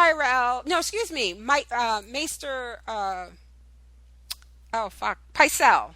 And I might have said Pycelle earlier when I said the Maester at Winterfell, and I meant Luwin. That was his name. Sorry, I got him wrong. But anyway, Maester Pycelle is announcing everything, and he's drawing on, and he's starting to do the whole thing. May the crone, may the warrior, may the, naming all the seven gods. And Tywin's like, yeah, ring the bell. Come on, get on with this shit. Right. And so they go out there to fight, and he straight up tells him, he's like, listen, do you know why I came to this stinking shithole of a city? Like, I came because you murdered my sister, and I want to hear you say it, blah, blah, blah. And he's dancing circles around him. He was basically like, my name is Oberyn Martell. You raped and murdered my sister. You killed her children. Prepare to die. Yes. It was Inigo Montoya. This was Inigo Montoya and Fezzik fighting each other. Yes. And this is straight from the book. I reread this scene after the last Mockingbird episode 2 weeks ago. And I was like, holy fuck, this is going to be brutal. Because I'd forgotten about how he, like, popped his eyes out and shit. I totally forgot that part. I just knew he killed him. I think I was confusing with the way Robert killed Rhaegar, which I think he smashed in his chest plate. So that's what I was expecting, and I knew he got too close to him. And, and people, I was really upset because people online were like, oh, he got too cocky. He wasn't cocky. I feel like we talked about this. Every fucking chance that man got, the whole season, he brought up his sister, especially when he was around a Lannister. He was letting them know, I'm playing your game, but fuck you, I know what you did. And you're going to pay for it in some way or another. So he was, okay, go ahead. No, I was going to say, as they're fighting and you see him getting the upper hand, I'm not sure if we want to go that far yet. Yeah, no, I'm thinking he starts calling out Tywin. Oh, yeah! And I thought, okay, Yeah. first of all, I'm like, maybe he's going to kill the mountain, but someone's going to fucking kill him Yeah, for, yeah. for calling out Tywin. He had No, no he was fucks to getting give. ready to take on everyone. Oh yeah, He was, he had no. I'm fucks to gonna give. kill you. I'm gonna kill you. You're Yeah. cool. Yeah. I'm gonna kill you. So he, so he gets him. He stabs him. He stabs him in the chest. He stabs him in the leg. The mountain goes down, and he's not satisfied. He wants to. You killed her. You raped her. You killed her children. Like he wants him to say it, and you can see Cersei's tensing up. Tyrion's like, just get on, finish him, like Mortal Kombat, like get this shit over with. Alaria's like, I loved it. You see actually swallow at one point because she's getting nervous, like, okay, and he gets too close and he's taken down and the mountain confesses as he first of all, he hits him and knocks out all of his fucking teeth. Yeah, it's like chiclets everywhere. Oh my God. And she screamed. And then when he's on top of him and he's gouging out his eyes, I just want to, honestly, I'm going to be honest. I'm telling you right now, and you guys can hold this against me, and I don't give a fuck. Fuck it, I said it. I will never fucking complain if a TV show or a movie changes something drastically from a book. Really? I just wanted this to go. I wanted this to go differently. I just did. Oh. I did not want to see this. And he squishes his head and she screams. And Tywin wastes no fucking time standing up and condemning Tyrion to death. That scream that she lets out when he pops his head was fantastic. She was just like, it was blood curdling. I was already in shock and horrified. Mm-hmm. But right before this all happens and he flips it on and he grabs his leg, they're showing the mountain on the ground. Mm-hmm. And they're showing Oberyn's feet walking around, and I'm like, dude, he's going to grab your fucking foot. There's still 6 minutes left or whatever. Like, Sweep the leg. Sweep the leg. Doesn't matter. I was like, this is too much. And I was like, oh my God. But the one person on Facebook had said, which I thought was so funny, I'm not sure how many of you people were obsessed with the Friday the 13th movies, but she wrote, Cambry said, how many times do I have to tell you? When killing, you must go all Corey Feldman, Friday the 13th, the final chapter, to ensure that the villain is dead. Yes. I was like, yes, you don't give up. Yeah, that's that's it. And then, my husband and I talked about it. He was just like, so nobody at his job had watched it yet, so he went to work today. He was like, he couldn't talk about it. I was like, seriously, your coworkers need to get their lives in order. I felt so bad for him. I was like, to go to work the next day and not be able to discuss this episode. That was me. Yeah.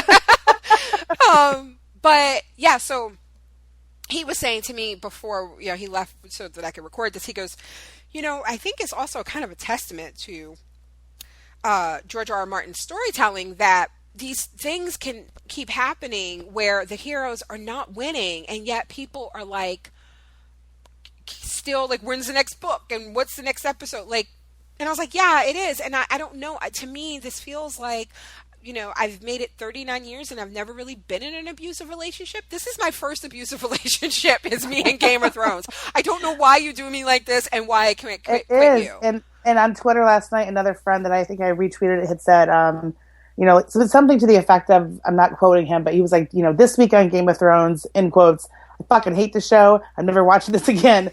When is next week? Yeah. Is it next week yet? Yeah. Seriously. And then I told him, I'm like, listen, you got to understand, this all happened in one book. The Red Wedding happened, and I questioned everything I believed about life. I was like, there is no God. I don't know why this happens. Why bad things happen to good people. Why can't the Starks catch a break? A few chapters later, Joffrey dies. I was like, yes, thank you, finally. Okay, then this happens, and I'm like, are you fucking kidding me? Seriously? Seriously? You killed Oberyn? So, yeah. So, that's the end of the episode. There's this kind of great overhead shot of, and listen, I've only watched this scene twice. I've watched the episode about 4 or 5 times. I watched it when it first happened, and then I watched it early this morning, or maybe late. I've been up, so I don't know. It's all blending together to start to write the recap. And then once it got to where he was yelling and pacing around him, I just muted it and I just kept peeking at it, and then I stopped it. Yeah, I will not watch this anymore. I'm done. There is a side shot as he is digging his thumbs into his eyes Well, it shoots to behind the shot from behind the monster. You see Cersei that focuses on her. Yes. And then they do a side shot where you see Tyrion, and he's like huffing and puffing, like, I can't believe this is happening. Yes. That I'm just like, I can never. This is it. This is just. I will never watch this again. I'm done. That's it. He definitely did not react to the same way as Arya to her bad luck. No, not yet. Anyway, right? He's like, it just hasn't sunken in. He's like, this is it. I'm dead. So okay, we mentioned the actor playing the Mountain previously, and how he was not hired for his acting chops. Yeah, but I think he delivered that line when he finally confessed as he was smashing his face in. He delivered that line really well.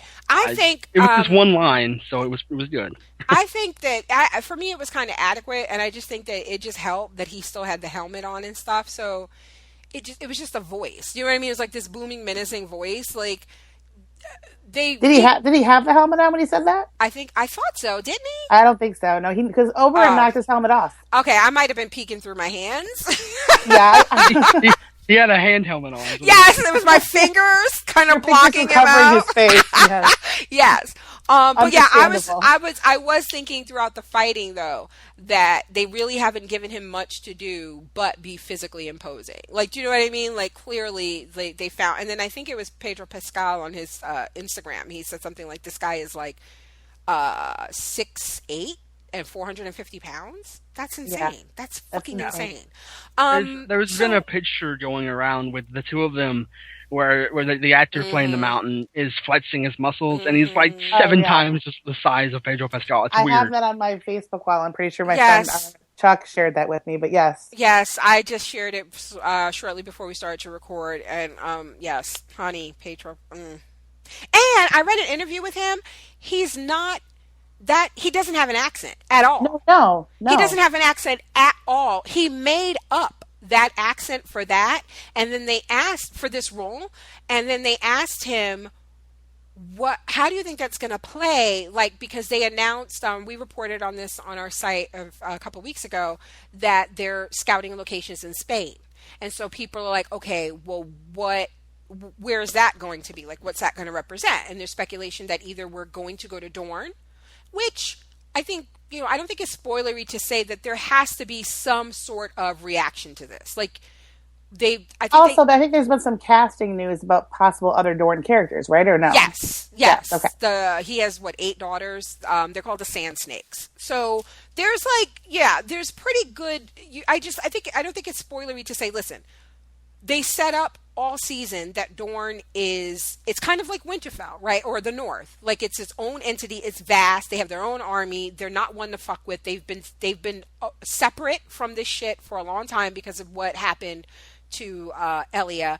And I just don't think that the Prince of Dorne comes to the royal wedding and has this happen and it goes unanswered. Like, I just, like, Tywin did not need this shit. This is not why he did this. Like, he really was trying to bring them into the fold because he knows he got money problems.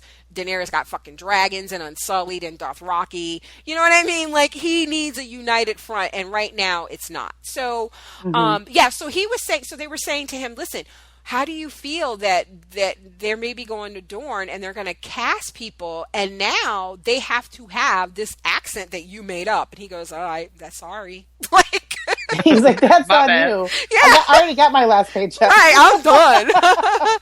So, okay, so let's take a quick break, and just so you know, when we come back from this break, what we're going to do is I'm going to read the tweet of the week, I'm going to read the feedback, I'm going to tell you guys some news and some special stuff that we got coming up on the website and our podcast, and then it'll be the spoiler section. So let us take this quick break, and we'll be right back.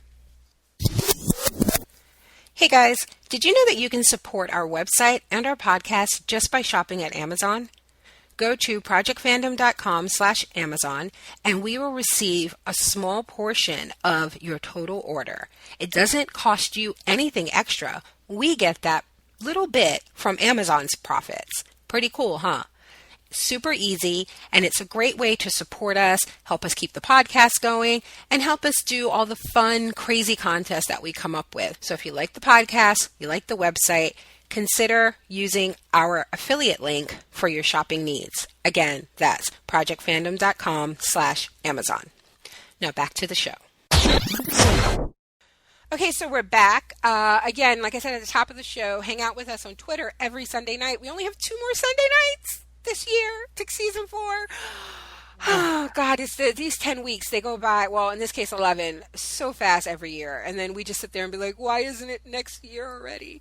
But anyway, hang out with us on Twitter. Use the hashtag PFGOT and join the conversation. And we will read your feedback on the podcast. We'll definitely pick a tweet of the week. And I don't know, I have a list and I misplaced it and I'll look it up after the show. I don't know if Devin has already got it, but Devin gets the tweet of the week with, damn, Missandei is fine as all fuck. Because I don't even know what all fucks is, but I agree.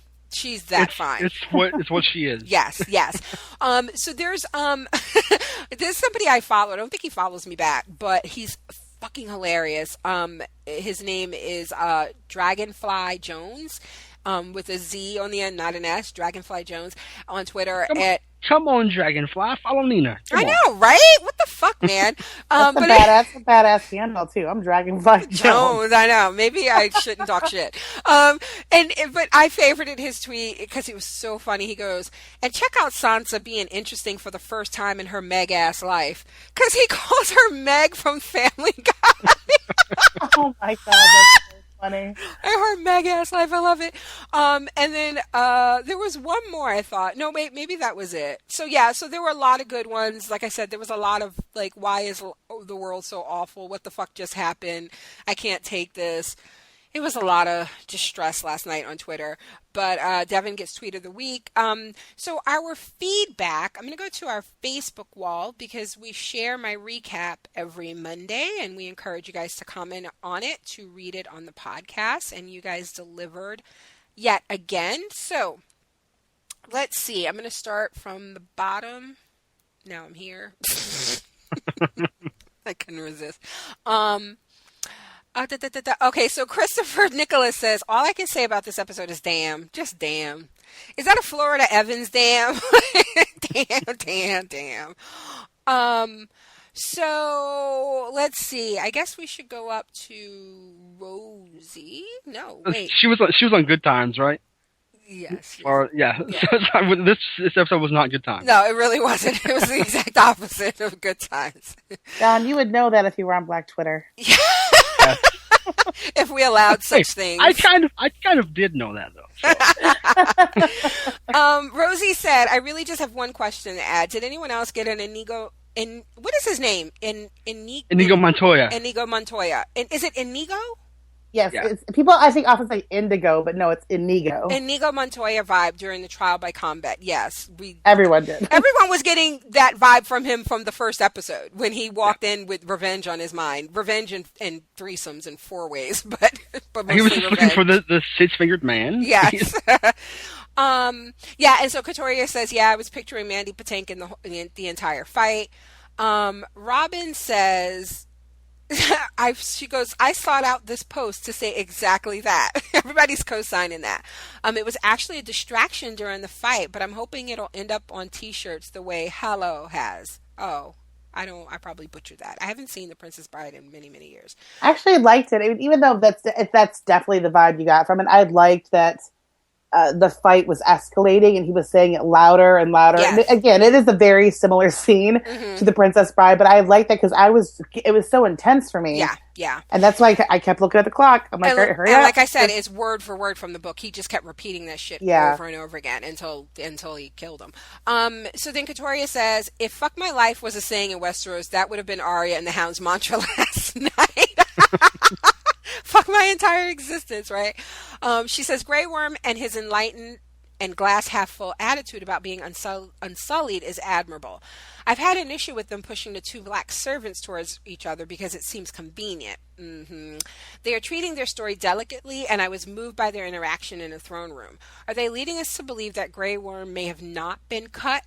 No, I don't think so. I think he was definitely cut. I think they're just saying that loving somebody or being attracted to them is deeper than just, getting an erection and, physical, sexual. But I think like So I've heard.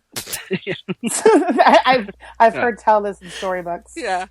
We've talked about like the forced love story between Daenerys and Dario. Like that felt very forced. Yeah. And I feel like with Missandei and Grey Worm, it feels realistic. It feels organic between the two. Yeah.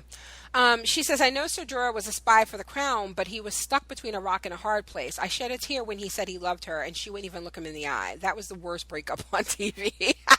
It really was. Sansa, she finally quit being a victim, really started to play this Game of Thrones.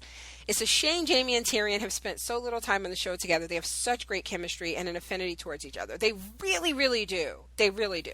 And it's a shame when Tyrion dies. I'm just saying. I'm just kidding. I don't know. I really think I that have the show to go now. I totally just scared. No, honestly, listen. I when I tell you that this show is, they're catching up to some shit. That's all I'm saying. They're catching up, and I'm to the point where I'm speculating like everybody else with some of these storylines because they're just caught up to the books. I don't know what the fuck is going to happen. Yeah, I really do feel like the show now has though set up that it would make sense to me if Tyrion does not die, because I felt like, as we've said, Oberyn was basically like Tyrion 2.0 for the entire time since he's been in town and on the show. So now I feel like with him dying, it's like we got to see Tyrion die without having to see Tyrion die. So I think that's why I think that it would make sense for me if Tyrion does not die.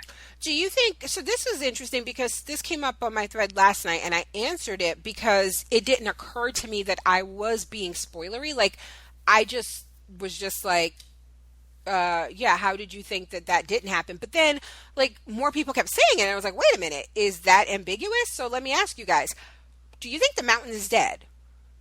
Well, John probably already knows the answer because I know the answer. But Megan, why does John know the answer? Well, because we were talking about it in private email last night, and he said something like, because we were talking about, I was like, what do you think is going to happen or whatever? And he says, oh, I saw in your thread that somebody asked you point blank if the mountain was dead, and you answered the question. And I was like, yeah, why wouldn't I? Because I thought the ending was very obvious, like what happened. But then my husband said to me, he was like, oh yeah, so blah, blah, blah. And I was like, what the fuck were you just watching? And then I saw more people saying it. I was like, holy shit. It didn't occur to me that anybody watched that scene and didn't get what happened. So Megan, I guess I could ask you, do you think the mountain is dead? Not after the comeback he had against Oberyn, no. I think he stabbed him several times. He cut his leg, but right. I thought, it's funny because they have that clip out there that's circulating now where they show people's reactions to the scene. And there's one clip of two guys who are like, dude, one guy says it's a draw. And the other guy says, it's not a draw. They're both fucking, the one guy's dead. Yeah. Yeah. So I thought his surge was too strong to overtake Oberyn for him to actually be mortally wounded. Okay. See, I felt like it was like his last act. Was that that would be his last thing? He would spring up and kill Oberyn, and then he would fall over dead. I'm kind of always hoping that his last act involves the Hound, but I don't think I'm going to get that either. GRRM. Yeah. Okay. All right. So I won't say anything because, like I said, I thought it was obvious, but the fact that people aren't clear, I'm thinking maybe I shouldn't say anything. And it feels like you're not going to know next week because next week is all in one place and it's not King's Landing, so you won't know till the finale probably what happened. So where was I? The death of Oberyn wasn't this is still Katoria. The death of Oberyn wasn't the surprise because GRRM is all fuck your cupcakes about everything and everyone you adore in this series. It was the how. My mouth It was the how. My mouth was agape as the mountain squashed his head like a grape, an awful and brutal way to murder someone. This was a great episode, chock full of information and tie-ins for last episodes of the season. And thank goodness they included that extended intro reminding everyone of what has happened over the course of 4 seasons. Okay, I just have to get this out of the way. I just got to admit that I guess I just watch this differently, and it just surprises me. But I'm the one who will put on season 2 and just let it play all day while I'm doing other shit. So, oh no, so live. Yeah, so I it just surprises me when people are like, I didn't know that Jorah was a spy. It's like, what do you mean? That was like a big part of season 1. Or I didn't know like this, that. Yeah. And it's just like, I get it that people may have just seen that episode once 3 years ago and that's it. Yeah. So yeah, exactly. I think I've seen it maybe twice. But that's really? it. Okay. So Yeah. I don't mean Yeah, to I be mean, like, yeah, what the fuck is? I obsessively watched that first season because I went into the first season. They had already had a few episodes up, and I got caught up to maybe like 5 or 6, and then I was dying for the rest of them to come out, and couldn't believe how short the season was. So I just kept watching like 1 through 6 over and over again. I marathon 1 through 9 the week before the finale, so we could watch the finale with everybody else because I was like, what the fuck is everybody talking about? Okay, so I don't mean to be rude. Yeah. I just honestly, it just surprises me. I just got to remember that people don't obsessively watch shit like I do. Yeah, I don't me and Megan. Yeah, I don't have yeah. the attention span for that. I don't have the attention span to watch something like that so many times. I just can't. Okay. So then, and thank goodness. Oh yeah. So she says that they included all that stuff. And please tell me that wasn't yet another version of the Reigns of Castamere at the end of the show. I don't think it was. I don't think the end credit music was the Reigns of Castamere. No, it was the Bear and Maiden Fair. Right. Did you hear her barfing it? That's it. That's all they got. This comment was unintentionally long. I hate to see the season come to an end, but season 4 might be my favorite so far. Or season 4 is clearly, to me, the best of the, and that's saying something because it's not like the first 3 seasons were awful. Season 2 is probably the weakest, I think, for a lot of people. Because that whole shit in Karth with Where Are My Dragons, that shit went on way too long. But yeah, that was too much. Okay, Shalita says, can't wait to hear your podcast. I'm sure it's going to be a trip. As usual. I was feeling some kind of way that it took so long to get to the fight, but damn, I'm still feeling some kind of way. He was so close, but that damn bravado got my boy Oberyn killed horribly, and Tyrion still might die. The evil Lannisters can keep winning. I mean, I know no one is safe, but to quote Florida Evans, damn. It's like we all have this weird telepathy. This always happens when I'm reading the feedback. But I do enjoy the Tyrion Jaime brotherly chats. This one went on a little unnecessarily long, though. But I know Jaime is not going to let his little brother lose his head. I don't know. I knew Grey Worm. I agree with that. I think Jaime has to do something. Okay. If it comes down to that, I think Jaime's going to have to be the one who does something. Okay. I'm with John. If we're taking an official vote, I'm with John. Okay. I knew Grey Worm had a crush on Missandei. He was totally peeping on her. And can the Unsullied bathe every week? Because damn, they were looking good. You know what I noticed? There were some white Unsullied. And I thought they were all brown. And I don't know if this is, again, the show being like, listen. We're going to talk about this in my podcast. I don't see colors, but I fit very well. Then I'm going to talk about it, the castration on just the tip. On just the tip. I can't stand you guys. You just made me snort. Okay. Where was I? I noticed that too, and that's the first time I ever. Because they were they all seem like to be like this is going to sound like awful. I'm not meaning this anyway. Like desert, like the darker skinned people. Of like I didn't notice that before. Yeah. So I was like, oh yeah, there's some white Unsullied in there. So this begs the question of what do they have left to work with? Is it just the twig or just the berries or is it everything? But I'm sure even lacking the appropriate equipment, Grey Worm will still find a way to give Missandei a little something. Yeah, I mean, he has fingers. That's all I'm saying. They work. I heard. I don't know. A mouth? Yeah, right. He has a tongue. They could do some things. Yes, feet if they want to get. Ew, John. What? Too far? Yes, way too far. Ankle deep is too far. Okay. Oh, ankle deep. Oh, Jesus Christ! I said it was too far. I don't even know what kind of porn you watch. We are on a fucking list right now. Like our podcast has been flagged. NSA is going to totally shut this shit down. Yes. Literally a fucking list. A fucking list, yes. Okay, now why did I think Dany already knew about Jorah? I have no idea where that idea came from. Probably because it hasn't been brought up in 3 fucking years. I have no idea where that idea came from, but clearly I was wrong. Jorah is lucky his Khaleesi cared for him some, or else his ass would be grass. She'd have had Grey Worm cut him in pieces or fed him to the dragons, but I don't think you want them to start liking human meat. Just saying. Yeah, don't give him a taste for that shit. Sansa Stark is fine. If she had Grey Worm cut him to pieces, then he could have kept one of the pieces. Gee, oh my God. What? You're in a time. You're in a timeout. I'm putting you in a Cut off, timeout. John. You're cut off. You're cut off. Exactly. Cut off. Stop just saying. Sansa Stark is finally learning to play the game. She really spun that shit with minimal lying. True. I'm so proud of her. And how good was she looking at the end there? Folks on Twitter were thinking she might have gotten a taste of Littlefinger's little finger. I can't stand you guys.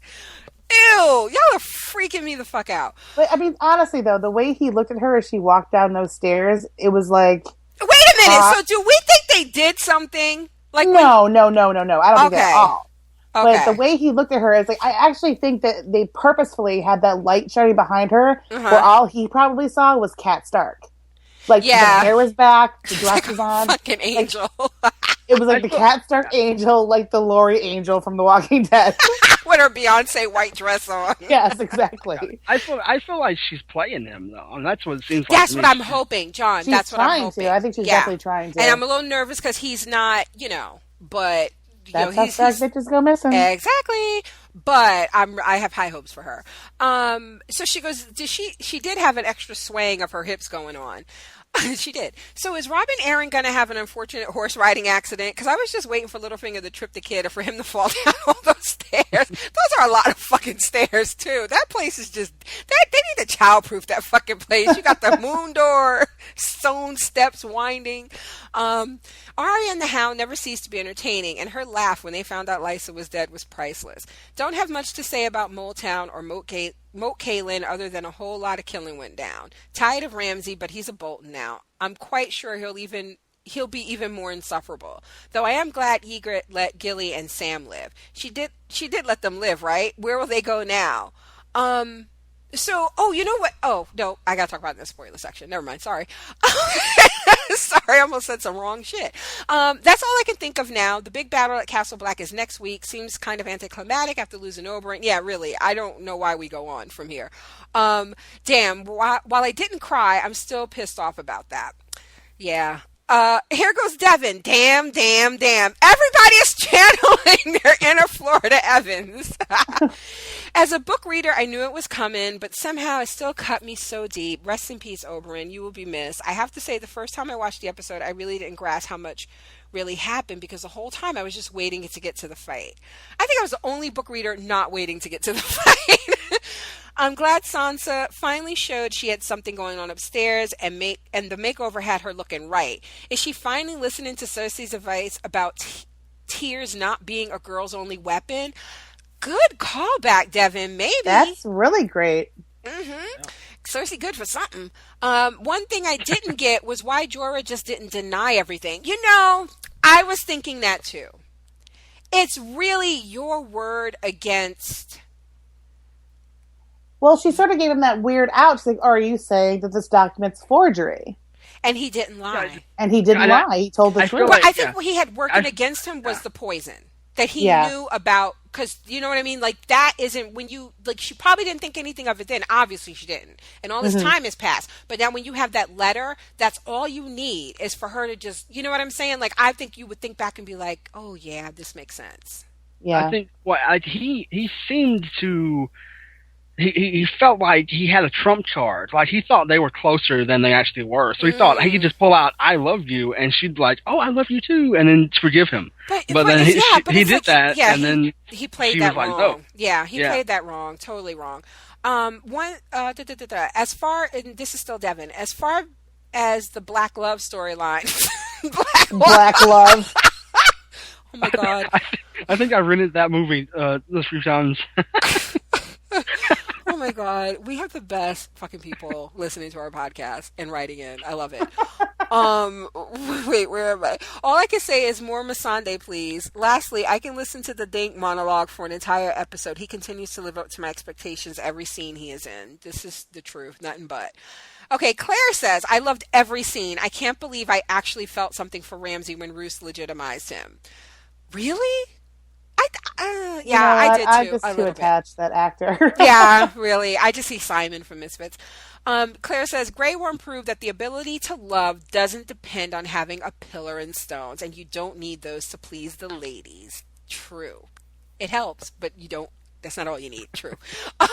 You don't have to have a boat. It's just the motion of the ocean.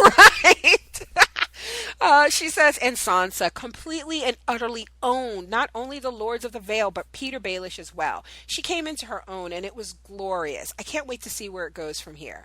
My other favorite scene was Molestown. Gilly showing she knows what's up, and Ygritte reminding me, in the words of Omar Little from The Wire, a wildling's gotta have a code. Claire, you ain't shit. But that's true. I get, that's the other thing. Like, John, I think you said that you were surprised when we saw her be the one who put the arrow through the guy's head that was talking about the potato pie or whatever the fuck his wife was going to cook. And I was like, I just never saw Ygritte as anything but. So, like, last night, people were freaking out that she was just going in. I'm like, she's a fucking wildling. That's what they do. I was surprised that she let Gilly go. I was a little surprised. And I don't know if it was it had to be the baby, right?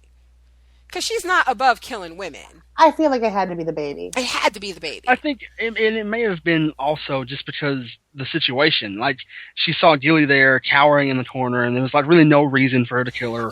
So yeah. That's like the like the kind of like the honor. Do you know what I mean? Like, she's a killer, but it, like when they killed the horse farmer last season and said something about it's a good death. You know what I mean? Like, there are worse ways. Like, there's some sort of honor in that. And I guess I could see her not thinking there's any honor in killing a helpless, mother with a baby on her teat.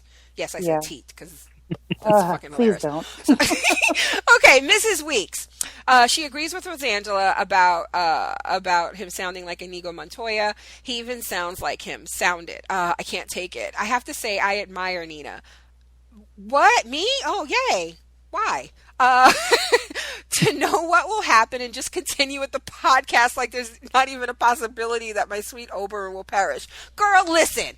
All fucking season, I've been like, this is going to suck so bad when he dies. And I couldn't say anything other than in the spoiler section, which Tamala listened to. This is the thing I was telling you guys. When I said I felt bad, she listens to the spoiler section, even though she hasn't read the books. And Devin asked me about something else. And I was like, yeah, so when Oberyn dies, blah, blah, blah. And she was listening at work and started crying. She was like, Oberyn dies? Okay. Aw.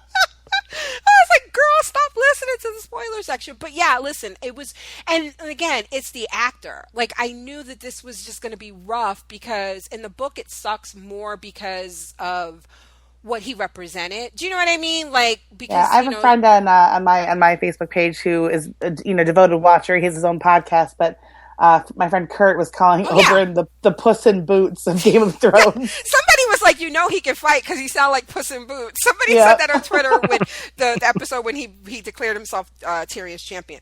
But in the books, it's just sad because of what happened to his sister. He is likable. He does have really good lines. I feel like he wasn't as obviously bisexual in the book, but clearly there were signs. He also didn't seem expendable. He didn't seem so readily expendable because he's a surge of a character. Like, oh God, I love this character. Yes. So, like, in the book, it's disappointing because of what it means for Tyrion. But on the show, he just brought the character to life in a way that I was like, this is going to be 10 times worse than it was reading it because this guy has killed it. He has knocked this out the park. So yeah, I didn't know how I kept it together as long as I did. And that's why I said it was really important to me that you guys not get spoiled because sometimes it hurts so good. Do you know what I mean? Like, it sucks when it's ruined for you. Yeah, it hurts so good when you're ankle deep. I didn't go there again. Sorry. That's how I lost my look. We'll edit that in post. Yes. But I felt like Pedro Pascal he became the second best actor on the show in such a short time. And I feel like, and that was for his acting and because they gave him such a strong character. Yeah. I do feel like it is very much like Tyrion. It's the same way with Tyrion. Like the same when you first saw him in the first season, I immediately was like, he's the best guy on the show. Yeah. Like, he's the best character. Yeah. So I mean, I feel like that's what they did with Oberyn. It's the same kind of way. So now he's dead. Pedro Pascal still rides the trains in New York City. He says he rides the trains and buses. He walks around. He's like, I've been doing it for 20 years. And every now and again now, people actually will be like, hey, are you that guy? And or make him, he said they make him take his headphones out and ask, are you Oberyn Martell? I'm like, I would completely lose every last ounce of my shit if I was on the motherfucking number 3 Uptown train and saw Pedro. It would just be over. I would make such a fool of myself.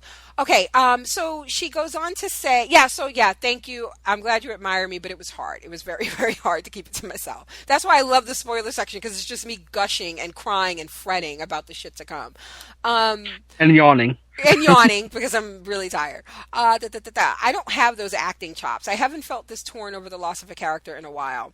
Yeah, this was a rough one. She says, I thought the episode was good until the end. Arya and the Hound reaching the Vale only to find out about Lysa. Sansa playing the hell out of this game. Littlefinger better watch out before she takes something else little from him. All that damn killing at Moat Cailin and Moldstown. Well, damn, save some killing for the next 2 episodes. Listen, I think if there's one thing this show has proven, there's always enough killing to go around. Yeah. There's always more people. All men must die, as they say.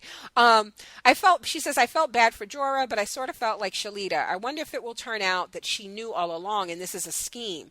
Dude needs to find a way out of the friend zone for real. No, he's beyond the friend. She put him in the fucking...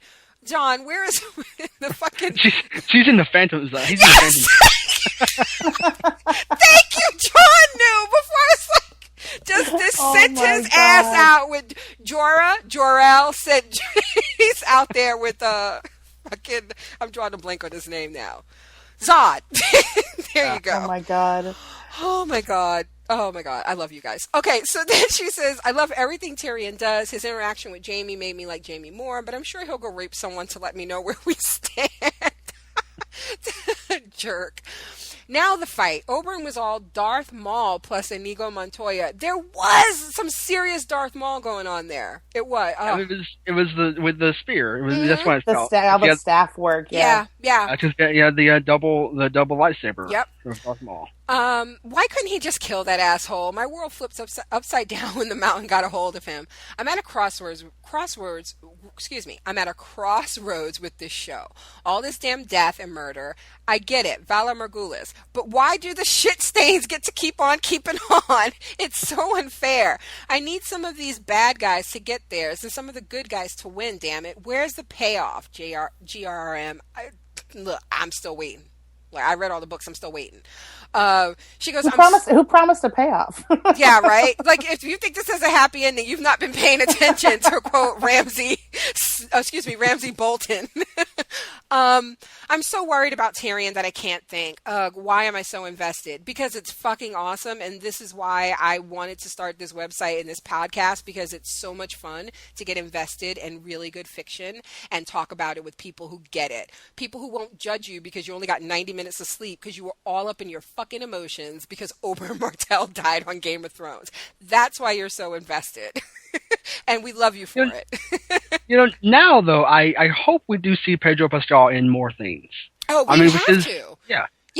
Because he's been so huge on this show. I mean, he has to be in it. Because I know, like you're mentioning, he's in New York taking the trains because he's doing Shakespeare in the Park or whatever. Mm-hmm. Yeah, so it's like I hope he does more movies, more TV shows. No, I mean, this show, it shows like Breaking Bad, this show, and like they're total launching pads for these actors that are relatively.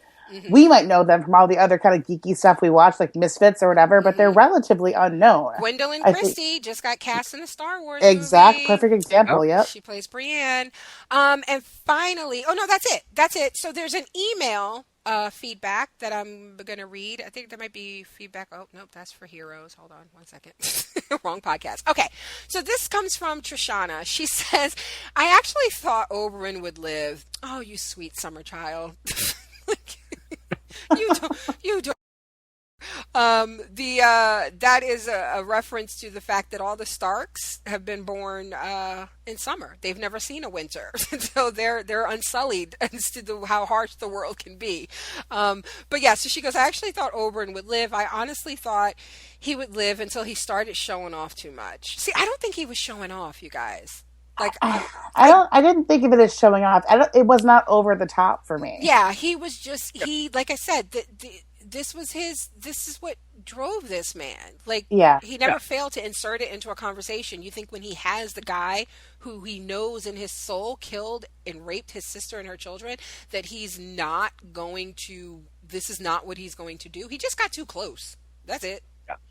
I mean, and it's an obsession with him. I mean, that's what it is. Yes. And so he was, and I love that he was trying to get the Mountain to tell him Tywin did it, told him to do it, because earlier Tywin said, "Hey, I didn't tell him to do it. Right. He did it on his own." So Right. it's like he wanted the Mountain to confirm that Tywin said it. Right. And the whole final 15 minutes was about obsessions, between the story about the Beatles and that being his obsession, to Tyrion's obsession with knowing why he did that, to then Oberyn's obsession with, getting him to confess. So she goes, I was yelling at my computer screen for Oberyn to just stab the Mountain in the head to end him. He got too cocky and started running off at the mouth. The way the Mountain killed Oberyn was brutal. I loved how Jaime was smiling when he thought Oberyn was winning. I loved that too. I loved it. Like, Cersei was clenched up. Jaime was like, "Oh yes, we may get out of this." I genuinely feel like Jaime. He was trying. He would have fist pumped if his hand would make a fist. Right. I genuinely feel like Jaime loves his brother. I hated Cersei even more after that smug look on her face when Oberyn died. She is such a bitch. Now Tyrion is going to die, and it's just a matter of time before it happens. I really hope it's not this season, though. I love you, sweet summer child. I'm just kidding. I don't know. I don't know what's going to happen. I just love making you guys sweat. She goes, I love Sansa in this episode. She's been one of my favorite characters from the beginning. I feel like Sansa gets a bad rep for being weak and stupid, but she's playing the Game of Thrones the best way she knows how. Well, you got to give her credit. She's still around. A lot of people aren't. yeah. She goes, she knew how to sell that lie about Lysa Arryn's death. She is becoming a master manipulator. And I also feel like she is playing Lord Baelish. I don't know if I like the Theon storyline. I just don't see where it's going. Well, they're headed to Winterfell, so there's some interesting stuff there. That's physically where it's going. So I mean, Ramsay basically burned Winterfell down. Now he's going back. It's like an episode of like, flip my house. Flip this house, flip my castle. He's like, man, I really shouldn't have burned this down. Right. But, I'm gonna need these things. It's like with now we have a hot tub. But with Sansa, I feel like, I mean, you can't spend as much time as she has spent with the Lannisters, with Joffrey, with Littlefinger, and not pick up these tricks of the trade. I mean, you can't spend all that time with them and not get better at lying and better at these playing the game. Yeah, hopefully. And, I mean, it may have just taken her a little bit longer than we would have liked to see it take, but, she got there finally. And then finally, I moved off the email for a second. She goes, why did it take 1 year for the Ser Jorah pardon letter to reach him? And why was he being pardoned for spying on Daenerys? Maybe I'm not remembering something from the past seasons. So I think we covered this in the main part of the cast, but the short of it is, it didn't take that letter a year to get there. Tywin just resent it, basically. He just, he sent it to cause this rift between Jorah and Dany, and it worked. This is what he was referring to when he asked Mace Tyrell, right, to fetch the quill and ink because he wanted one of Varys' spiders to get into Meereen. So it's not that. And he was being pardoned because he got caught in Westeros. Slavery is illegal, and he got caught selling people. And he was going to get his head cut off, and Ned Stark ordered it, and he fled. So that's why he was over in Essos in the Free Cities. So he was spying for Robert with the hopes of getting pardoned so he can go back home. And this also reminded me, I need to correct something. I had said something about why Davos got his fingers cut off and that he was caught smuggling and all that. But I think I think where I fucked it up is I think when the war was going on, and I don't know if it was the war which Robert ended up winning or after his war when the Greyjoys rebelled, but at some point Stannis was holding down Dragonstone, and they were trapped, and they were like running out of food. And this might have been when the wife was saying that he boiled the books that had the horse bindings. Oh yeah, the horse books. Yeah, and made the soup for her. But I think this may have been it, and they just didn't have a lot of food. And Davos smuggled in onions, and Stannis was like, "Thank you, you saved us, you've helped us, by bringing us food. I'm going to make you a knight. However, smuggling is illegal, so I'm going to take off your fingers." So that is an idea of Stannis' justice. So it wasn't just that he was smuggling and he got busted. It was Stannis is the rules are the rules. So, And that's why they call him the Onion Knight. So just want to clear that up. So anyway, she says, yeah, so that's the thing with Jorah and why he was spying to get pardoned. But then he came to really, care for her, and he stopped being a spy. I kind of like the love story developing between Grey Worm and Missandei. And where was Dario? Dario is headed to Yunkai to take care of Cleon the Butcher and kill the Masters. Yeah. So that's why we did. Because that would have just been... Can you imagine getting dismissed in front of Dario? Like, poor Jorah. That would have been... Oh, my God. They would have been basically castrated right there. Yeah. That would have just made it so much worse. So finally, the last bit of feedback we get is from Willette. She goes, it's pouring today in South Florida as if the sky itself is mourning the loss of our beloved Oberyn. At least he got his confession. True. Although I don't know if he heard it. I don't know if he heard it over the sound of his eyes popping in his own screams. he may have heard it. He just didn't see it. Yeah. Chance says, the mountain is cousin Orson. Gunk, gunk, gunk. Jesus. Willette goes on to say, I decided that the mountain will die simply because he got stabbed by Oberyn's spear, which is known to be laced with poison. No, he'd better die. That's all I'm saying. I don't know. That's an interesting theory. If we don't think that the mountain is already dead, is they call him the Red Viper. Is there a possibility that his spear was poisoned? It would be interesting if the mountain dies from poison and the hound dies from a bite. I was just like the craziest, the craziest ways for them to die. The Clegane brothers, yeah, that would be so weird because they're such great fighters and they die from those things. Yeah, they really need a buddy comedy. Donnie says overall it was a great episode and a lot of storylines came. A lot of the storylines came through. Best part was Missandei. Yeah, he was like in the ass and the titties. That's my husband for you. He's a Donnie said that? Yes. When I was rewatching it just before we recorded, the part with her in the water, like she's all that, right. Like I don't know what the fuck he was doing. And then it was in a throne room. He goes, wait a minute, did you fast forward through the ass and titties? I was like, fuck you, no, I didn't. You just weren't paying attention. And I just have to say, my husband does love brown ass and titties. I can attest to that. Many years of happy marriage. Yes. And the worst part, he goes, and the worst part wasn't the fight, but the fact that Tyrion is now going to die.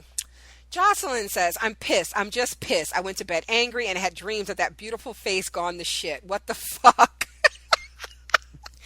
Finally, Tracy says, one if not the best things about Game of Thrones is Tyrion. If they kill him off, not sure what I will do.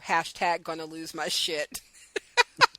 That's it. A lot of feedback, long podcast. I had a feeling it would be, these big episodes where big things happen. We just kind of have to talk it through and make sense of it. But we love all the feedback. It's been great. Yeah, thank you. Pedro Pascal deserved it. Oh, really? Yeah. So good. I will never watch that scene again, but yeah. So listen, I'm just going to wrap this up. Like I said, it went kind of long. I had a lot of fun, though. I hope you guys did, too. As always, if you're enjoying this podcast, please, please, please, please, please, go to iTunes. Leave us a 5-star review. Tell us what you like about the show, and we'll read it on the air. If you think what we're doing is great and you want to see us, broaden and have more people listen to us, this is the best way to make that happen, is to go to iTunes and leave a review. So we haven't had a review in quite a few weeks now, going on months. I would really appreciate it. It would mean a lot. We'll read it on the air. Right now, this is the only show we're covering on Podcast Fandom, but this summer we're covering, starting next month, as a matter of fact, True Blood, The Leftovers. Those are 2 shows on HBO. It's True Blood's 7th and final season, and we're covering The Strain on FX. Let me tell you, sitting here watching TV the other day, watching Fargo, which is another good show on FX. If you're watching it and enjoy it, check out Bald Move. They do a weekly podcast on Fargo, and it's really good. But we were watching Fargo, a commercial came on, and it looked like a big airport hangar or something, and it was just covered in body bags on the floor, lined up in rows. And clearly there were bodies in the body bags, right? And it's just like the sweeping shot, black body bags, and then one of the bags wiggles and moves. And I was like, nope, whatever the fuck that is, nope. And Donnie goes, that's the show you're going to be covering this summer, stupid. I'm like, oh, fuck, what did I get myself into? That was way too fucking scary. So, yeah. Oh, but that's one of the shows we're covering, The Strain on FX this summer. So yeah, that's what's going on with this podcast. We also have Project Fandom's Throwback Thursday podcast, which is a podcast that puts out 2 shows every Thursday, covering currently the first season of Heroes and the first season of Veronica Mars. We're having a lot of fun doing that. And then we announced a couple of weeks ago that we have a new podcast, which is going to kick off at the end of this month, called Project Fandom's Book Club. And every month we're going to read a book, and then we're going to record a podcast talking about it. We have a private group on Facebook if you want to join it. I think it's just called Project Fandom's Book Club, so search for it. The first book that we're reading in the month of June is called Coldbrook by Tim Lebbon. It's kind of a mix between The Stand by Stephen King and The Walking Dead and Contagion, maybe. What's the World War Z movie? It's like zombies, and I'm enjoying it, and I look forward to discussing that book at the end of the month with Chance and John. And again, every month it'll be a new book. It'll be a lot of fun. We can discuss it, record a podcast. So hopefully, you guys will subscribe and check that out when that's ready. Let's see. I talked about the summer schedule. I talked about, you may have noticed that I put out the episode of House of Cards last week. John and I recorded that back in February. I put out a podcast. We still got one more, which I'm going to put out. I'll have it out by this weekend, covering the last 2 episodes of the second season of House of Cards. So we had a listener comment on that twice. I know, she's like, bitch, what the hell's taking so long? I did it. It's coming. There's one out there. There's another one coming this week. We have some really good stuff on the website. It's projectfandom.com. We cover TV, movies, books, comics, anime, gaming, both tabletop and video games. John and my dad spent the weekend at Wizard World Atlanta Comic Con, covering that convention for our website. He's got posts going up all this week with some cool videos of panels and pictures and stories. We'll probably record a podcast on that in some way, shape, or form. I'm still trying to figure out the best way to make that happen. So we have that to look forward to. I think that's it. I really think I've covered everything. I hope I did. I want to thank you guys for listening. Again, join us on Facebook, facebook.com/Project Fandom. That's it. I'm not going to say anymore. You're going to hear the music. After the music, it's going to be me yawning and talking about spoilers. I got some great feedback from Devin, who's a fellow book reader, to read. And that's it. Other than that, we will be back next week to discuss Game of Thrones season 4 episode 9. I don't know. Is it the Battle of Castle? What's the name of the episode?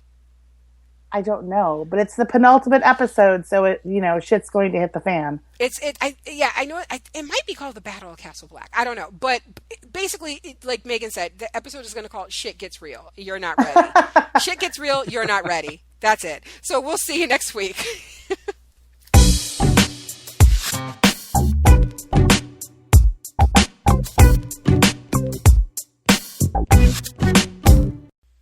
Hey guys, it's me. I'm back for the spoiler section. Spoiler section, it's such a hard thing for me to say. It's like, I feel like when I say it, either because I talk so fast that it just kind of meshes together. Apparently mesh is a hard word for me to say as well. But I always feel like when I say it, I come off as having like a lisp or something. Anyway, so listen, it's 9:25 in the morning on Tuesday, June 3rd. And holy shit, how are we in June already? This year is going by so fast. You would think, 9:25 is not that early. I shouldn't be tired, but I am. I got 90 minutes of sleep on Sunday night, and last night I got about 4 hours of sleep. I've been up since 5 a.m. Got a lot of stuff to do today. Got to record 2 more podcasts. Got to record a podcast with someone else. I'm guesting on the Black Guy Who Tips podcast. I said that earlier. I got Project Fandom stuff to do, and I got to get some writing done on my book or my editor's going to kill me. So my point is, I'm tired, and I may yawn, and I'm sorry about that, but not sorry enough to edit it out, because I got shit to do. So let's talk spoilers. So one thing I was going to say was I started saying it in the podcast, and I was like, oh shit, I probably shouldn't say that. So this whole thing with Gilly and Ygritte, that wasn't in the books, right? So we talked about why did she let her live?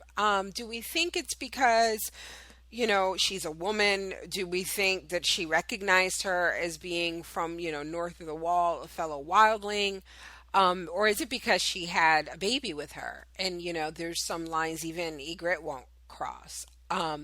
I have to say, I think it's that one. I don't think I don't think she has any way of knowing that Gilly is a wildling. I don't think that she's above killing women. I think she saw the baby and it was just some shit even she's not here for.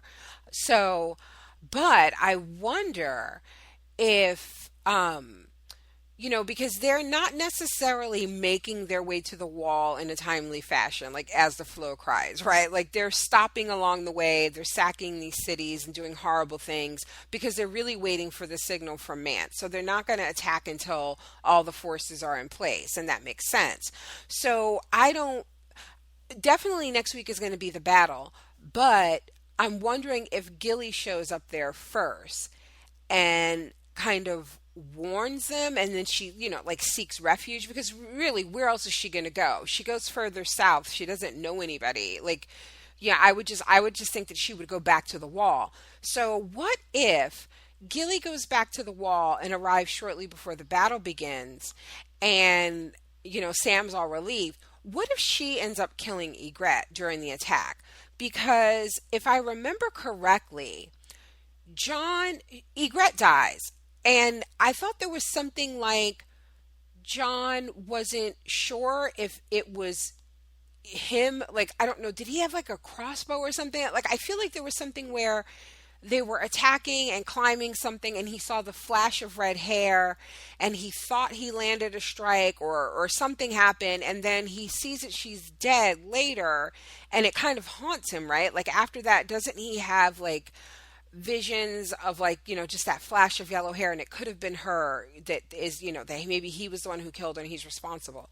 And I don't know how interesting that is. I think that in terms of the show, if I'm correct in how it happened in the book, I think that the John Ygritte relationship on the show was, I don't know that anybody really cared. I mean, at least I can speak for myself. I didn't. I mean, I like that he got some.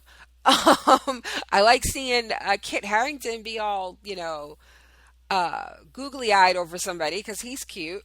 But I don't necessarily, I didn't feel bad when they broke up. I kind of felt bad that he got some, 3 arrows in his ass on his way out the door. But I don't, I don't know that I would care to now see, after this season, John being plagued by whether or not he killed the woman he fell in love with.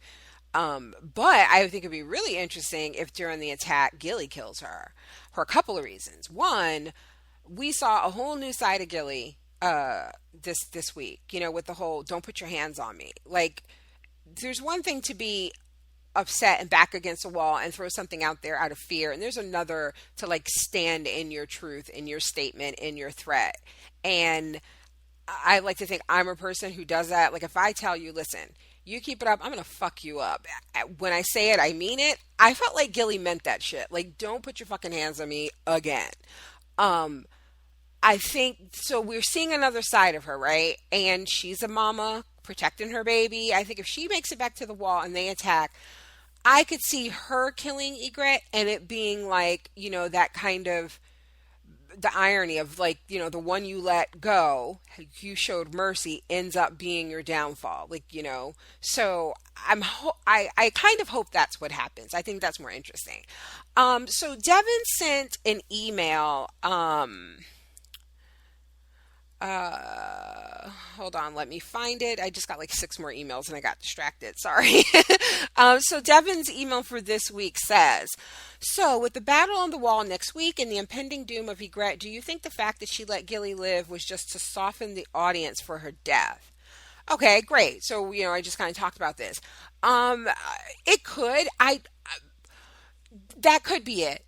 We've seen them do things where they've kind of made Cersei more human, which, we still hate her, but it's always more interesting when the people you're rooting against have human moments, right? I think. So that could be it, but I'm really just hoping it's like this sick twist and that it ends up being that Gilly's the one that kills her. He goes on to say, also with Alistair being the acting commander right now, do you think he takes the place of Donald Noy, I hope I'm saying that right, in the books, leaving Janos Slynt as the person to send Jon on the suicide mission to Mance? Could be. I like that. Isn't there, I'm trying to remember, like in the books, doesn't Jon, oh wait, this is after he becomes Lord Commander, right? Like he gives an order and Janos doesn't want to do it, and then he's like, okay, yeah, you're right, you don't have to do it, whatever, I'm gonna take his head off. And doesn't Jon behead him? I'm kind of hoping that still happens. I think that's what happens in the books. I'm kind of hoping that happens. Also, I heard an interesting theory on a podcast earlier this week. You cheating on me with other podcasts, Devin? I'm just kidding. And thought it was a good question. With Bronn taking Sir Ilan's place in training Jaime, do you think that instead of the show losing a good character, he continues on with Jaime after he leaves King's Landing? Oh, so when Jaime goes off to deal with that shit in the Riverlands, right? Yeah, I like that. Although, I don't know, Bronn seems to be like about to head into retirement though, right? Like he seems to be really excited with you can hear my son upstairs being loud. He seems to be really excited with the prospect of just being married and knighted and being the lord of something and having some land and maybe popping out some babies to further, Bronn's whatever his last name is. Do we ever know Bronn's name, or is his last name Bronn? But anyway, to, further his line, I think that I could see us not really seeing much more of Bronn. It would be nice if he's kind of in on Tyrion's escape at the end of the season, maybe, but that's hard to say without, knowing what's going to happen in the next book. And that's why there's, I just feel it's kind of scary how fast the show is going. Because, we're getting to the point where even book readers, we really can't predict what this, certain things mean for characters because we don't know their fates in this next book. You know what I mean? So, yeah, then it's like, okay, so I'm trying to think. So they didn't do the Mance Raider baby thing, right? Like his baby mama. So there's that whole King's Blood thing. So now that we don't have that storyline, right? Are they going to do the thing where they burn Mance and then Tormund Giant's Bane? Like, so what I'm wondering is the actor who plays Tormund, I think he's going to have a bigger role, right? Because doesn't he go on being, looking like himself, but having Mance inside of him, which sounds, crazy, I know, and perverted, but you know what I mean. So where was I going? I just kind of lost my train of thought. So my question back to you, Devin, and other book readers is, if we don't have the whole King's Blood thing with Melisandre wanting to sacrifice the baby, which is what prompts Jon to send Sam and Gilly off, where they go, Oldstown or something like that, right? Or to the Citadel where the Maesters train. But anyway, and he sends them off with Maester Aemon. So why is he going to send them off, assuming he's still going to do that? Because I really do think the fact that what's the daughter's name? Shireen? The fact that she's coming with them, I think that's going to be the bone of contention. Like, she's going to want to sacrifice his daughter, Stannis' daughter. So yeah, there we go. Okay, I think that's it. Oh, I didn't yawn once, but I feel one coming on. So it probably means it's time to wrap this up. Yeah, I think that's all I got. I feel like, crap, I don't know where my notes are. There was something else, but I can't find my notebook. I feel like there was something else I wanted to discuss in the show. Oh, yeah, great. The whole thing with murdering family. So when Tyrion was in his cell with Jaime and he was talking about there's a word for every kind of acts of murder, right? Like you kill yourself, it's suicide, patricide, matricide, whatever. And then, sorry, that's my son.